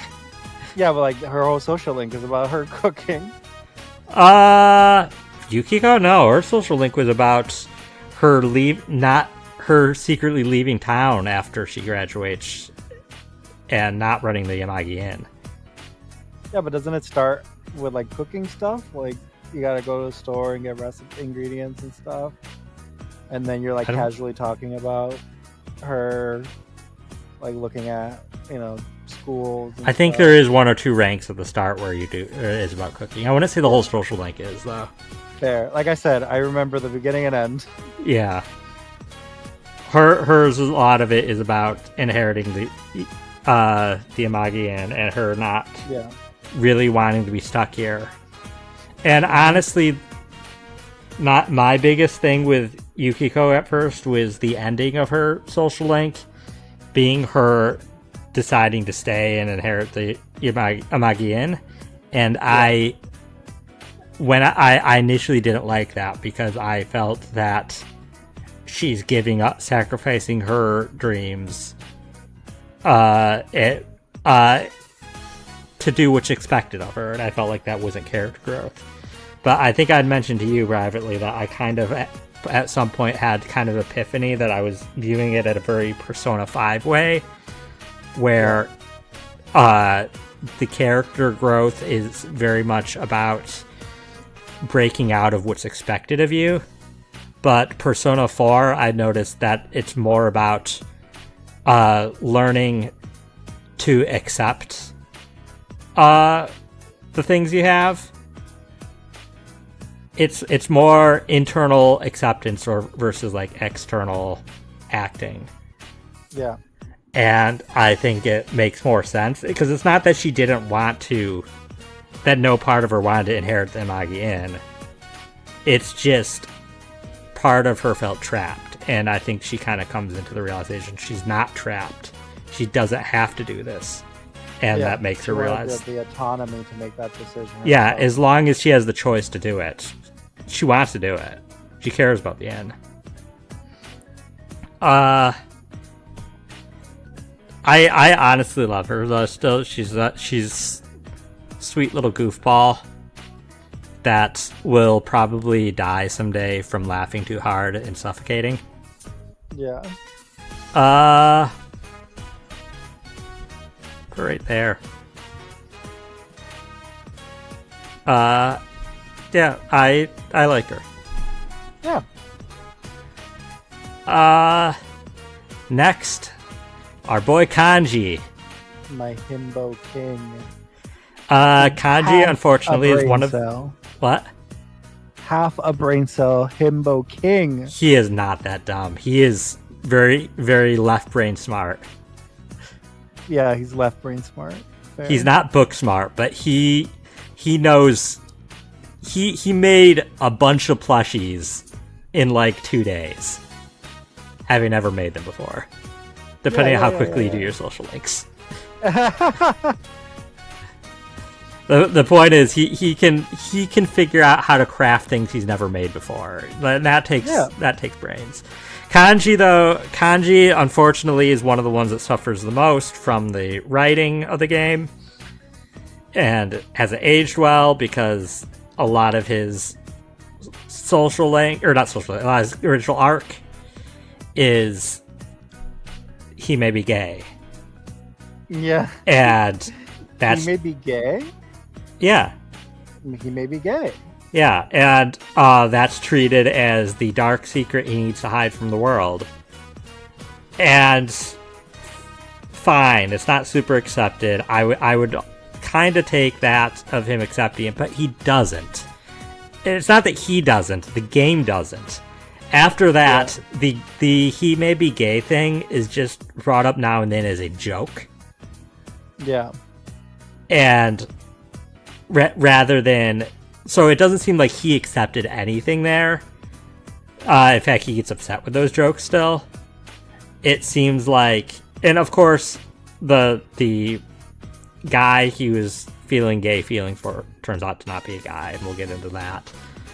Yeah. But I felt like it was a very cop-out kind of thing. And it's a shame because Kanji otherwise is an amazing character. He's often somehow the voice of reason. His weapon, while the others are grabbing like actual things to strike with, he brings a freaking chair into the TV world. Yeah, his strongest weapon is a mirror. Yeah, his weapon is just big blunt objects. Yeah.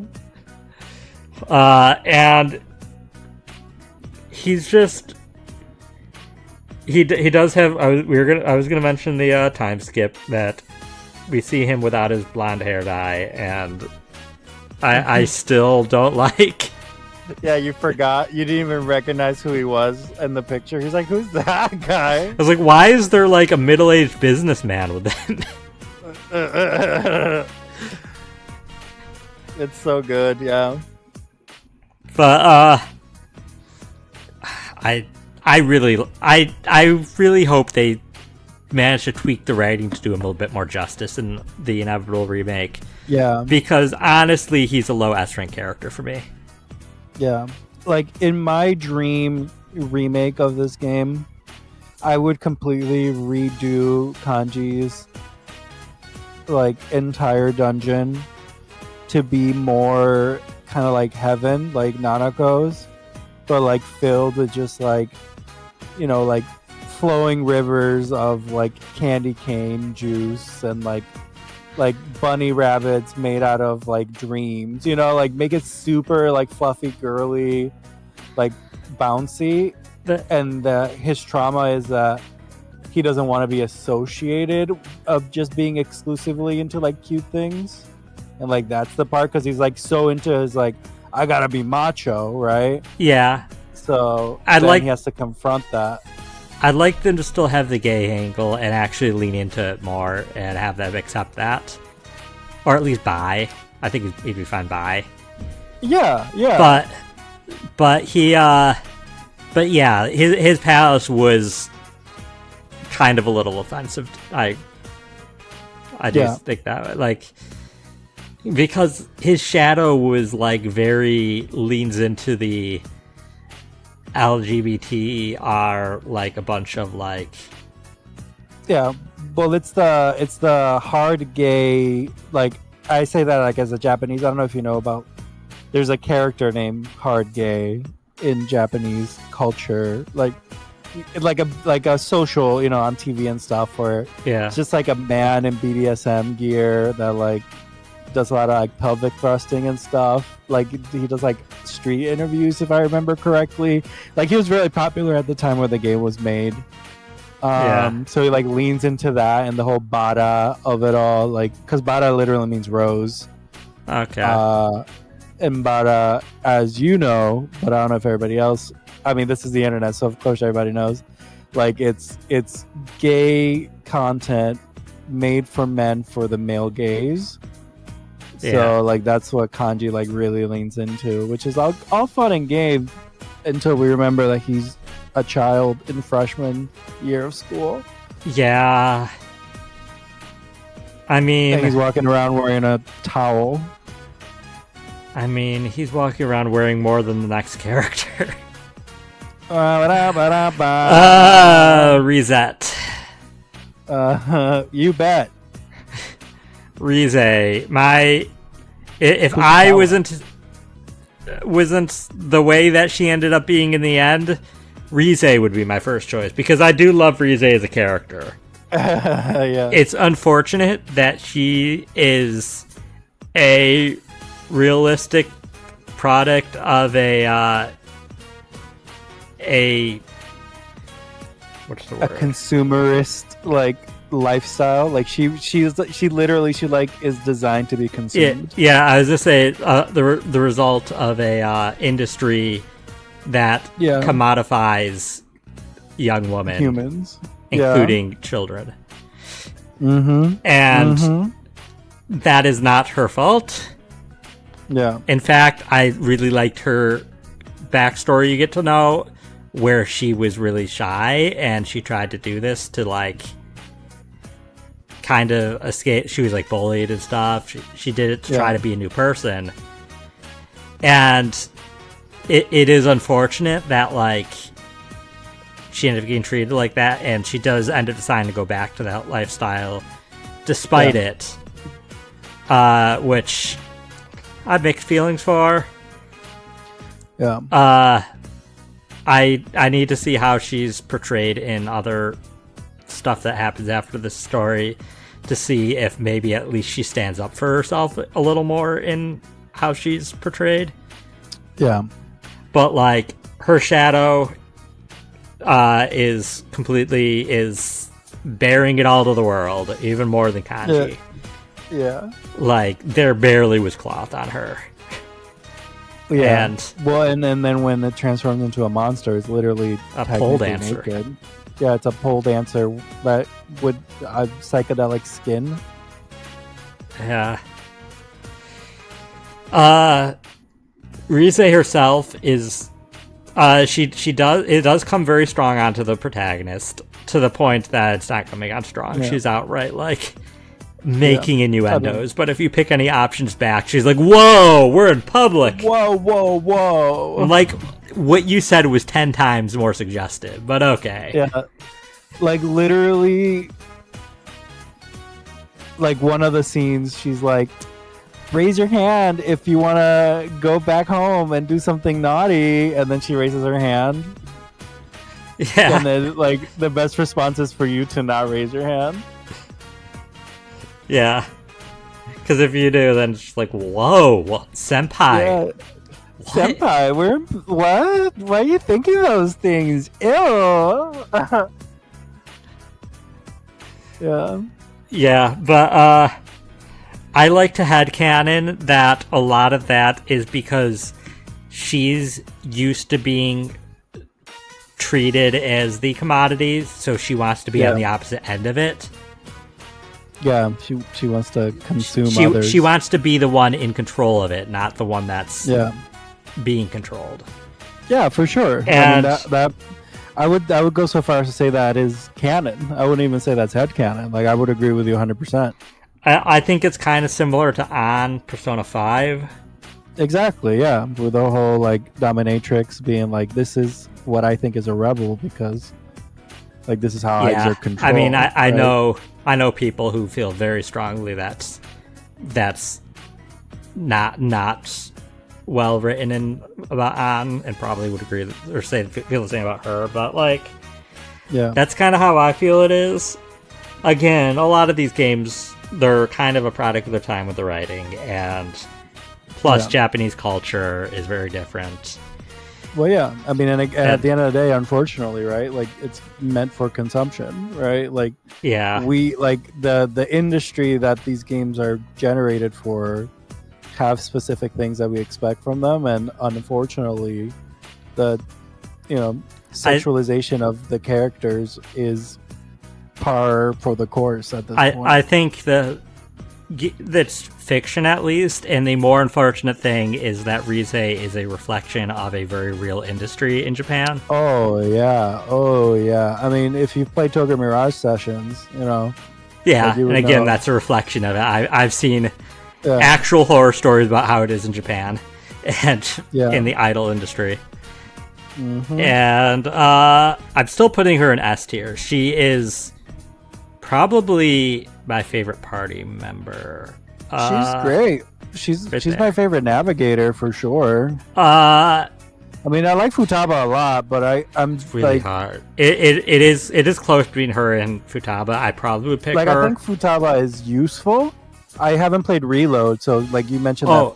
If we mean Reload Fuka is like super useful. Yeah, if we mean actually usefulness, no, Reload Fuka is so good that every time you pop her theurgy, which realistically you could get in a boss battle like 2 or 3 times, there's like 1 of 3 effects. Either all your attacks are all your next attacks for everybody are charged, either it's a party-wide heat riser, or everybody's fully restored HP, SP, and status problems. That's ridiculous. It's absolutely wild, and I just, when I'm not fighting a boss, I just save it until people are low on SP, because it almost, when everybody's low on SP, it almost guarantees the SP one. Ooh. So she is unbelievably OP, but like so, and Futaba then by comparison is the least useful of the navigators. But outside of usefulness, I don't know. It's close between her and Futaba. But Futaba I see as my little sister. So Rise I see as a peer. So at least for sure. Either way, I really like Rise. I look forward to seeing her in the other content that I need to consume just to see how she is as an idol. I'm curious. Yeah. So, and I guess we'll move on to Teddy. Just do it. Just do it. Just put it. Just place it somewhere and move on. I know you want to. What? I'm curious. I'm just saying. No, I don't think you're gonna put him in F tier, but like I definitely think that, like basically the running joke of the entire time we were talking about the game was your relationship with Teddy. Well, that's not a joke. Teddy. So Teddy became the butt of your jokes at the end of the game. You're like, Teddy wasn't even involved in the cutscene, and you're like, yeah, it was Teddy's fault. So Teddy is a very interesting character. I'd compare him most to Ryoji in Persona 3 or Morgana in Persona 5 in that he is... That's fair. He is a product of cognitive reality, kind of. He's a shadow, aka an id, that became a person. In this case, he grew literally a body. Yeah, he physically created a body inside of himself. Yeah, that's his ego, and I assume super ego. I'm not gonna get into psychology right now. I'm not super familiar with super ego stuff, but like we're 3 hours deep into this. Yeah, with 3 characters left. But so I think as I mentioned, I was watching Rick play this last night. I've seen other people play it, and I think a thing a lot of people forget about Teddy is literally that he was just an id until not that long ago. Yeah. And so when he ends up being completely a perv and stuff, like, you do have to have that context. Yeah. It doesn't make it excusable. Yeah. But he didn't start out as a person, and in fact, as a cognitive being is essentially less than a year old. Yeah. And not only that, less than a year old, and started purely as base desires. Yeah, that's what it would be weird for a game that like puts so much stock in Jungian psychology for Teddy to just be like a normal dude straight from the get-go, you know? Yeah, and I think it also doesn't help that he lives with Yosuke for the whole game. Yeah, Yosuke is not a good role model. Yeah, like he already, before that, and I've already had a discussion with Zykel, that before that, Teddy was still doing and saying inappropriate stuff, but not to that level, and it really magnified with Yosuke. Oh yeah, well, because Yosuke, I can 100% like feeds into that like viscerally when he's in private, you know.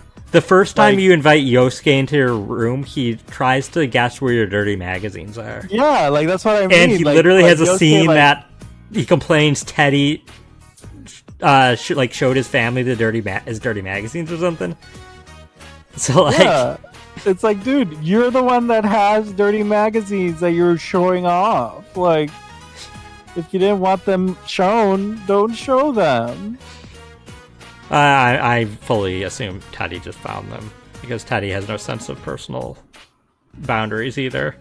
But all things considered, that doesn't mean I don't blame Teddy for his own inability to behave properly. Yeah. I'm not gonna give him an F tier because it's not fully his fault. And he's written in the way that he should be. But he does. He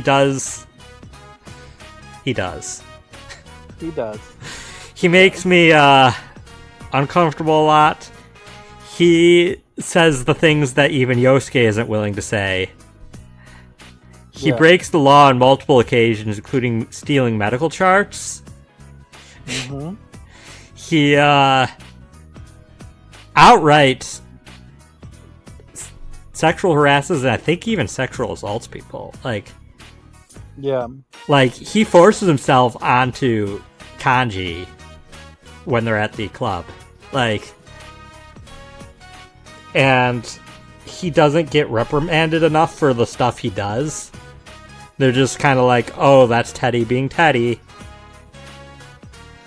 Like, they kind of did encourage it early on when he'd be like, I want to score with you girls. And they were like, that's cute. Maybe sometime.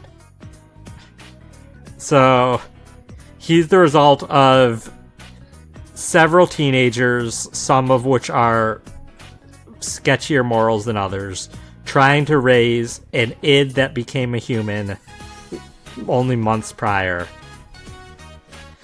I'm putting him at the top of D tier. He is my least favorite party member.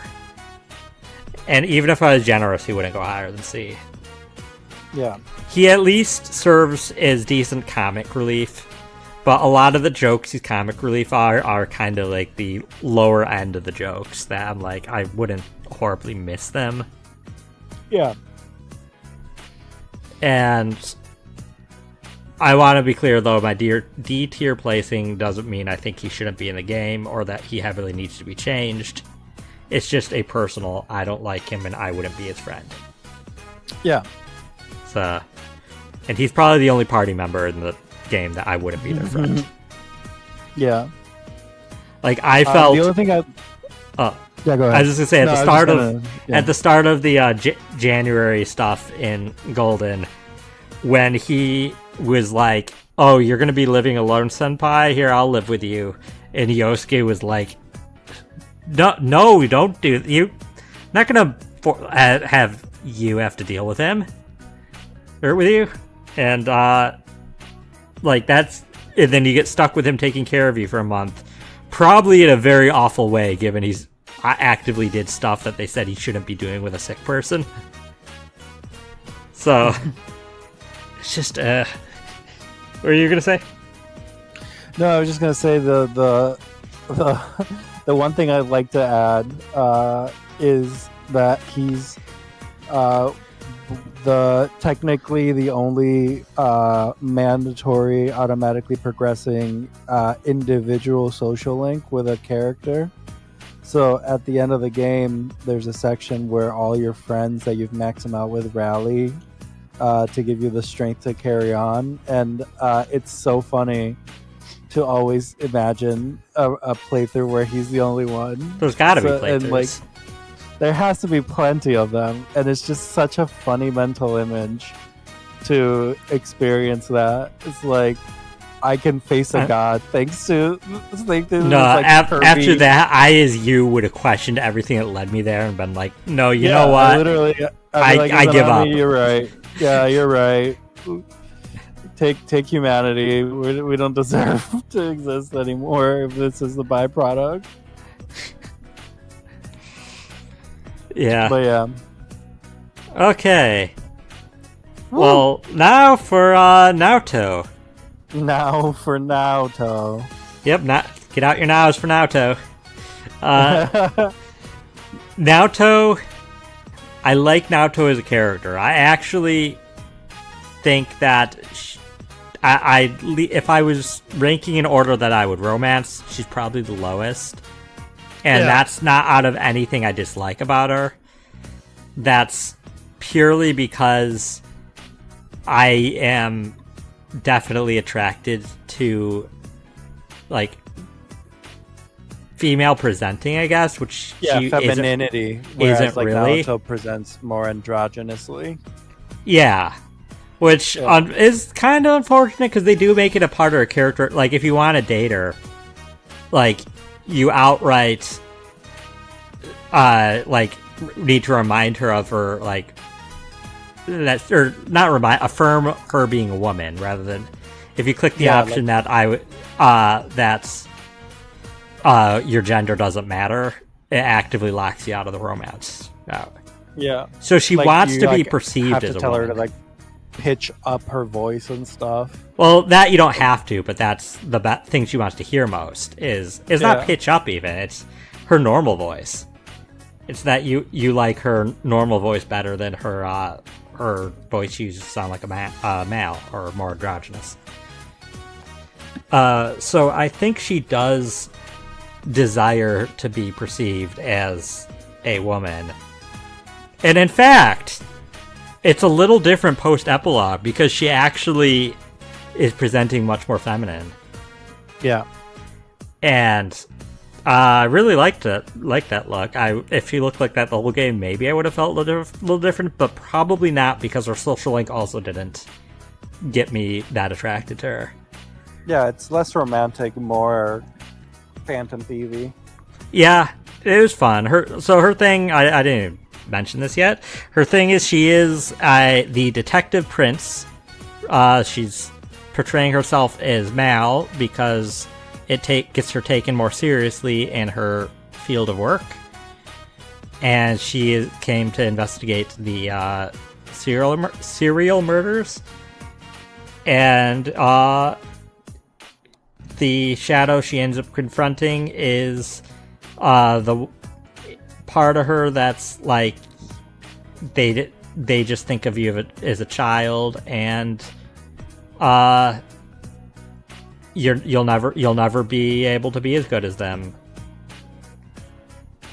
It's her insecurities that she can't perform her job, I guess, as well as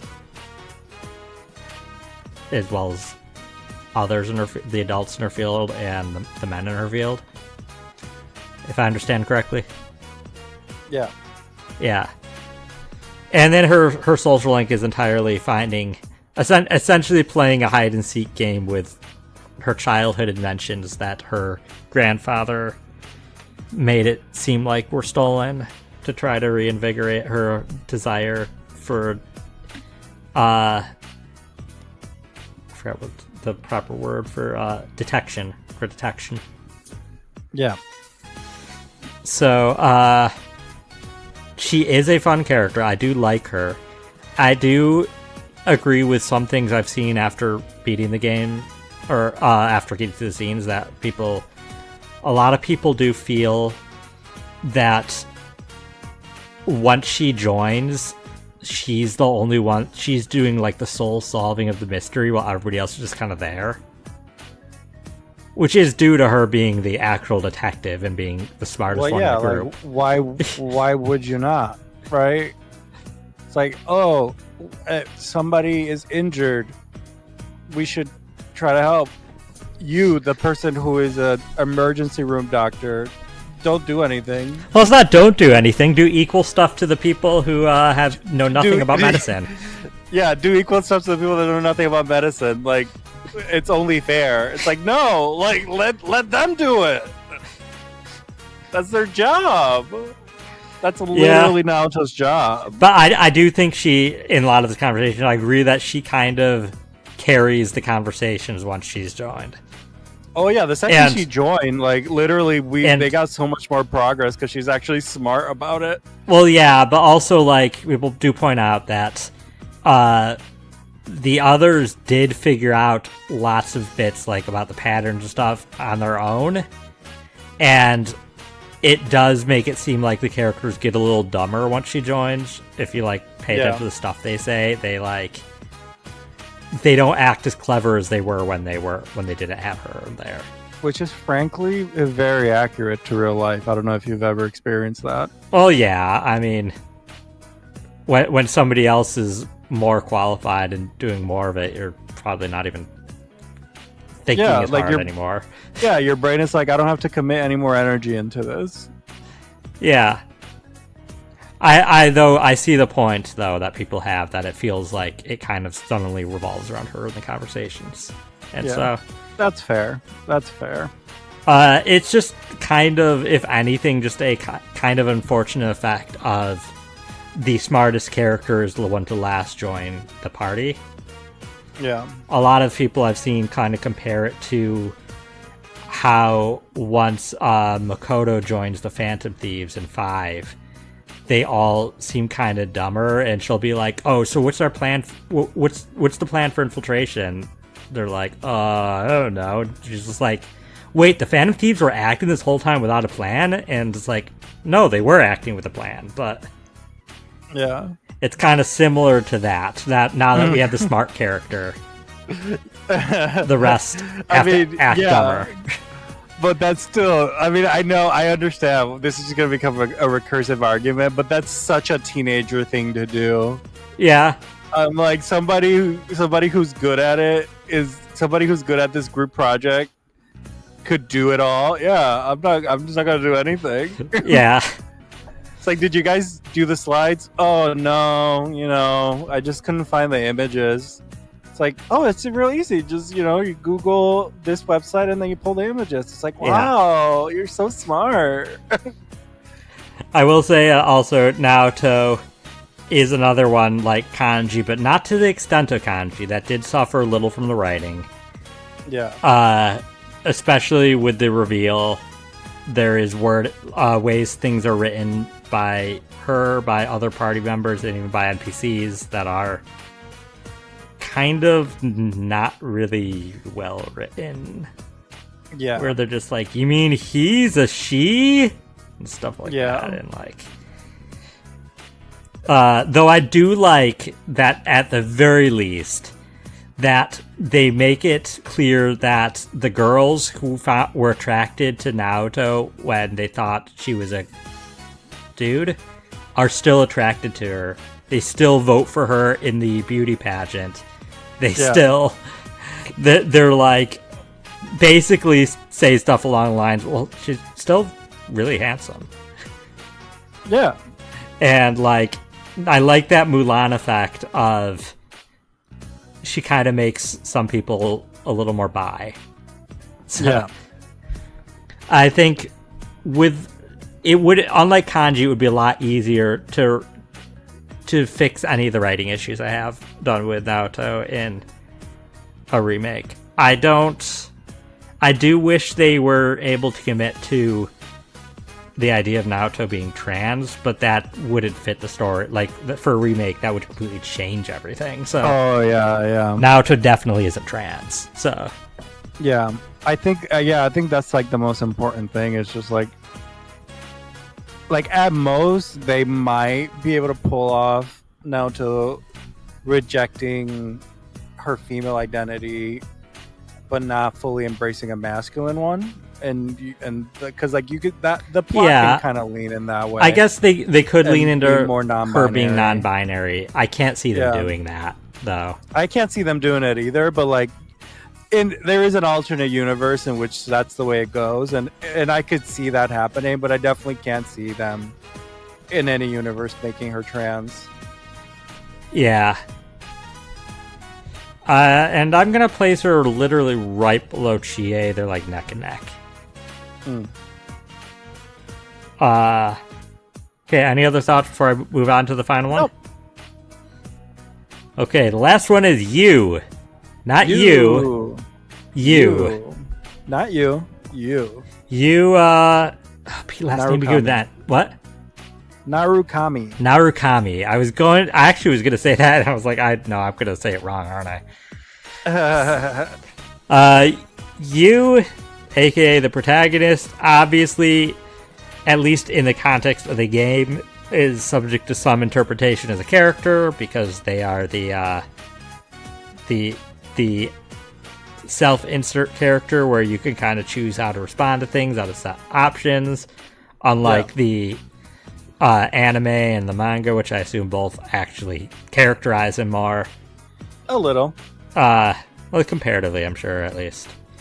Yeah. But well, they do lean into like the fact that he's a silent protagonist. Like he speaks in the game and stuff in the shows, but like it's like they play it for laughs that like he could be like super stoic in 1 second and then like go into like this like Shakespearean odyssey about how delicious the rice beef bowl is. You know? So like that's kind of the vibe, which Fair. I'm here for. It's very funny. Fair. So of course I'm just gonna say though my kind of interpretation of the character. I've talked a little with you about it. Not you, the character. You with you? Inheritance. Yeah. But I kind of got different because obviously the options you have as dialogue do kind of set some precedents as well as the way events unfold. Yeah. So my kind of interpretations of the protagonist for 5, I kind of viewed. I don't know what that was. I don't know what that was. I kind of viewed Ren. Oh, I combined Ren and View. I viewed Ren as kind of a high charisma, almost like theater kid. Yeah. Very, very showy. And Makoto from 3, I viewed as an emo kid. I mean, how could you not? Yeah. Emo kid that's kind of just like, point a gun at my head? I mean, sure, why not? Yeah, oh, crap, whatever. I lived. Oh, wow. Yeah. Like, maybe next time. Like he's willing to befriend people, but he's not super, like, invested. He just doesn't care about not. Exactly. Events. But, like, you, meanwhile, I view him as just the ultimate nice guy. The person who just can't say no. That's how he winds up being Nadeko's big brother. That's kind of, for the social links, like, a lot of them put you in a situation where the option to say no feels like the asshole option. Yeah. I feel like he just kind of, like, he had to, unlike the protagonist of 5 and 3, you had no investment in the events of the game that were happening. Yeah. Ren had just stayed at home. Yeah, Ren had the investment that literally this is why he's had to switch schools and has a criminal record. Yeah. Makoto had the investment that, I mean, he's waking up or he's awake from midnight for the hour at midnight every night, and the world's like, what are you gonna do? Well, and it's implied that the full moon shadows would actively start targeting him if given enough time. Probably. Yeah. Yeah. They did attack the first one did attack the dorm. But he's not even from this town. Why would he care about the murders? Yeah. He doesn't even go here. He doesn't know anybody involved. The murder started literally before he had a chance to form a relationship with anybody affected. And yet he still chooses to essentially help found their what do they call themselves? Mm. I forgot what they call their group. The investigation team? I think it was the investigate. Yeah, I think it was the investigation team. Yeah, it sees the investigation team and the Phantom Thieves. Yeah, he pretty much helps found the investigation team, despite not having that investment. And I only interpret that as he's just like nice, like a very kind person. I'm not saying I wouldn't if I found out that I had the power to help things when there's murders happening around me, but I'm also not gonna say that you have like. It would be mean of somebody not to. Yeah. I mean, I personally, knowing myself, would probably be more like Sumire than anything else. More like what? Like oh, yeah. Sumire from 5. I don't know. Like, it's like, I don't know if I have the hero complex necessary to put myself at risk all the time. I'd be like, yeah, like, I'll help if I can. But like, I mean, maybe this is just my cognitive view of you, but I've always kind of seen you as very, very much has trouble saying no. So I kind of felt like you'd be like you, but that's so confusing.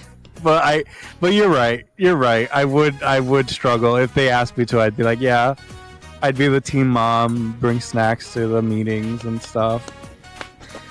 Yeah.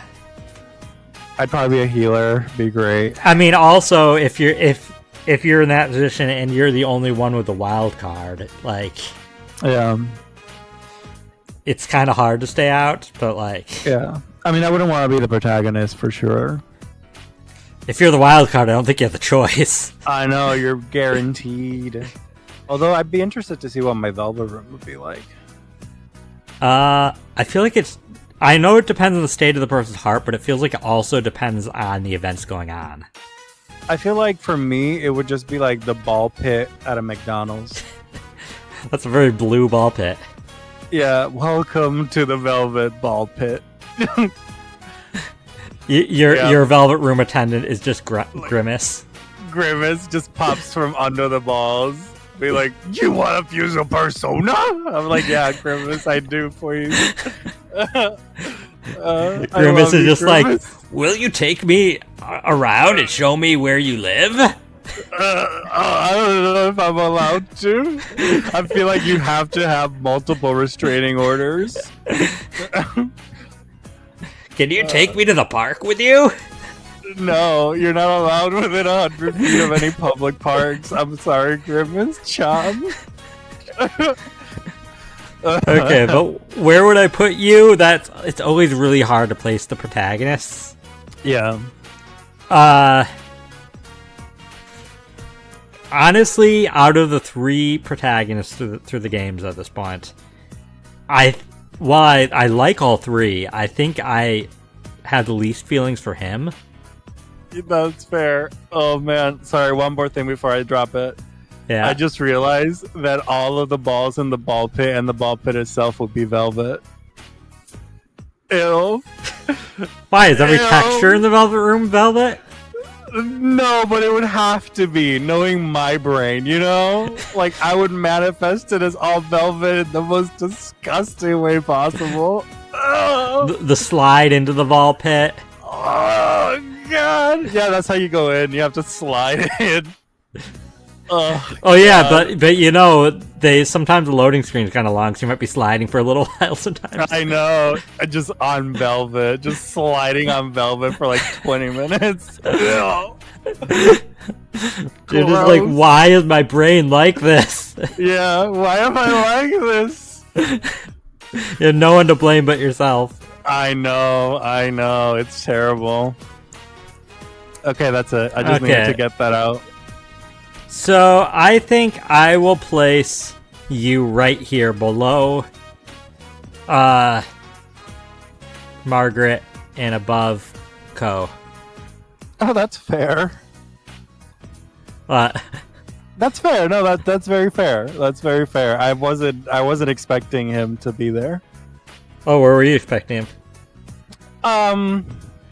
Just like compared to the rest of the cast, you know?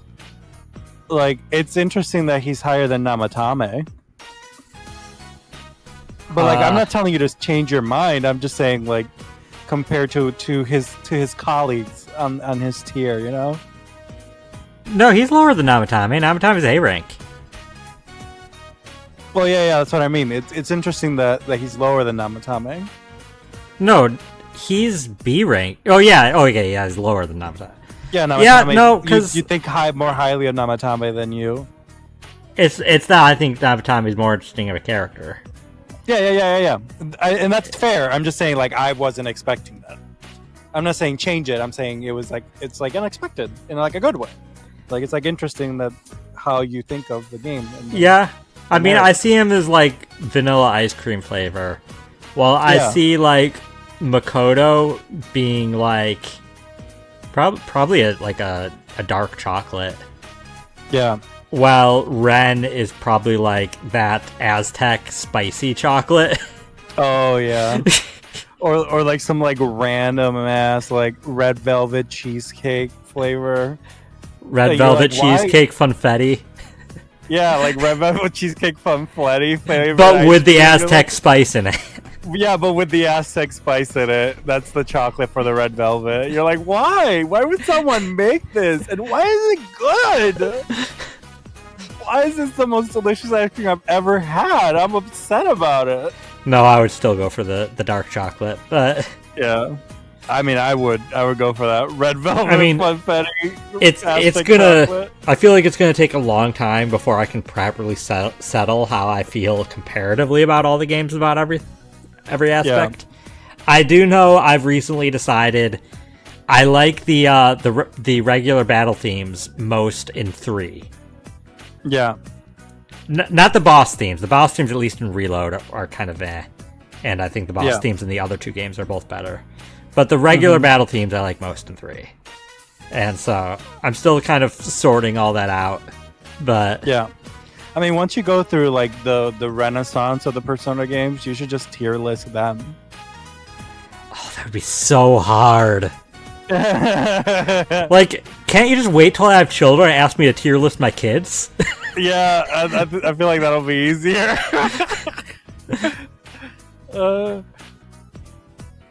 Yeah, no, I've really tried to think about which I like more. And the most I can be like, well, I played 5 first, so like 5 Royal, but really I don't necessarily think I like, outside of the kind of sentimental it was my first one, I don't necessarily know if I'd place it. Like, I definitely like, for example, like the dungeons more.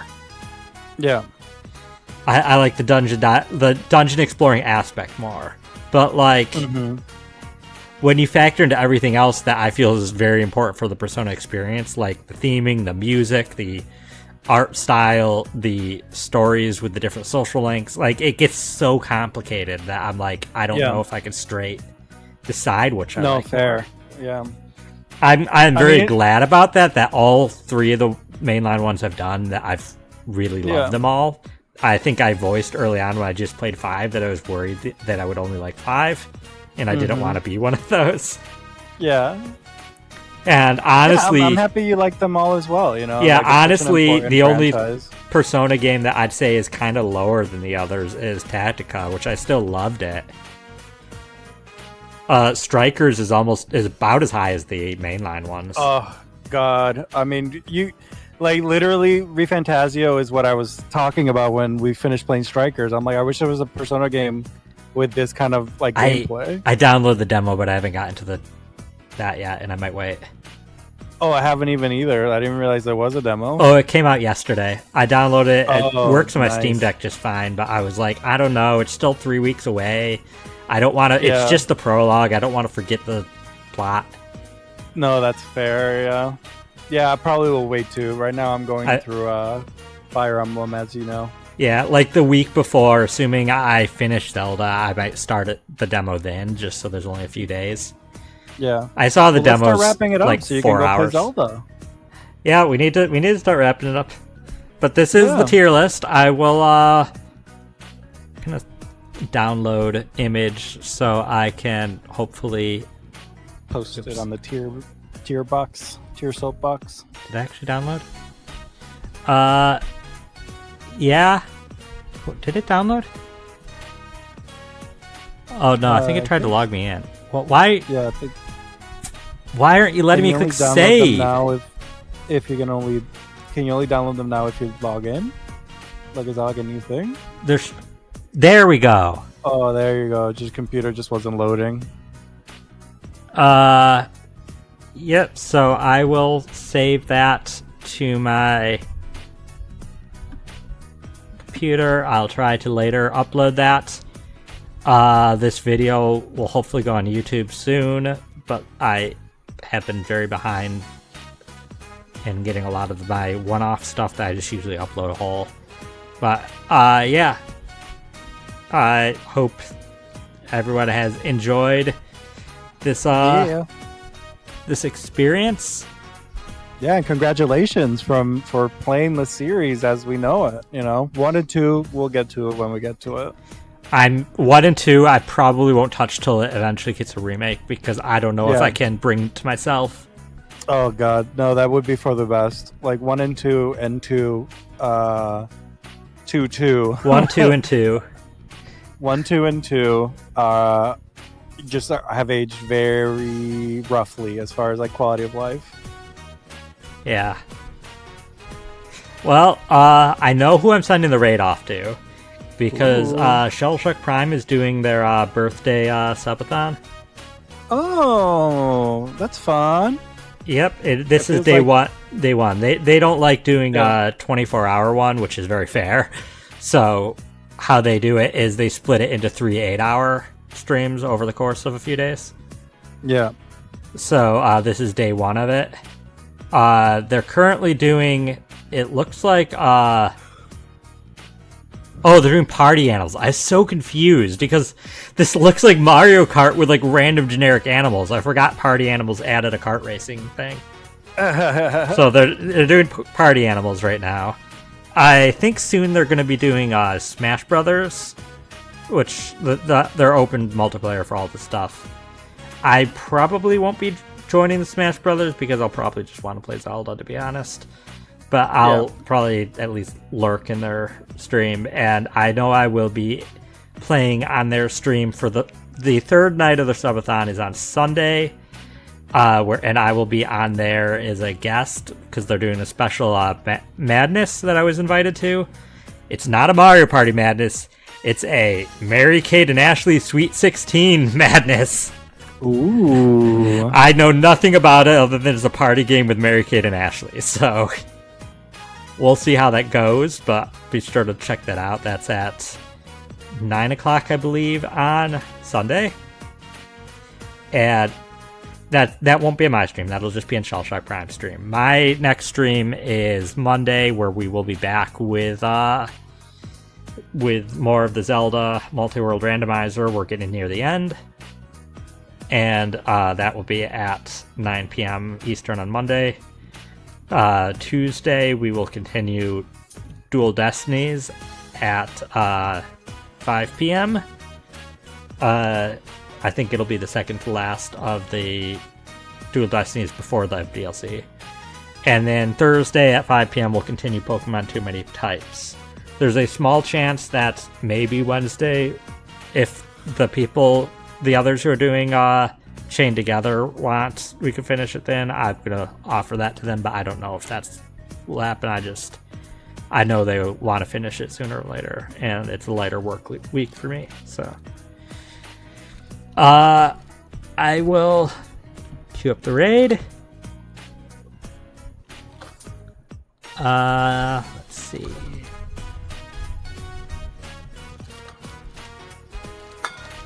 And if you're new to the stream and you like what you see, feel free to drop a follow. If you're joining us on this raid and you're a subscriber, spam your blogs like so. The bot already put the Discord message, so I won't place that again, but check out the Discord. You can see where the schedule is, chat about the stream and other stuff. And that's where I'll post this tier list. And already in there's a link to the actual tier list for anybody that wants to fill it out. Or the template, I should say. Here's the Twitter, where I post updates and when I go live.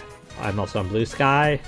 And here is YouTube, where we are, I think, like 5 or 6 videos away from the, no, probably like 4 or 5 videos away from finishing the Ocarina of Time Majora's Mask randomizer.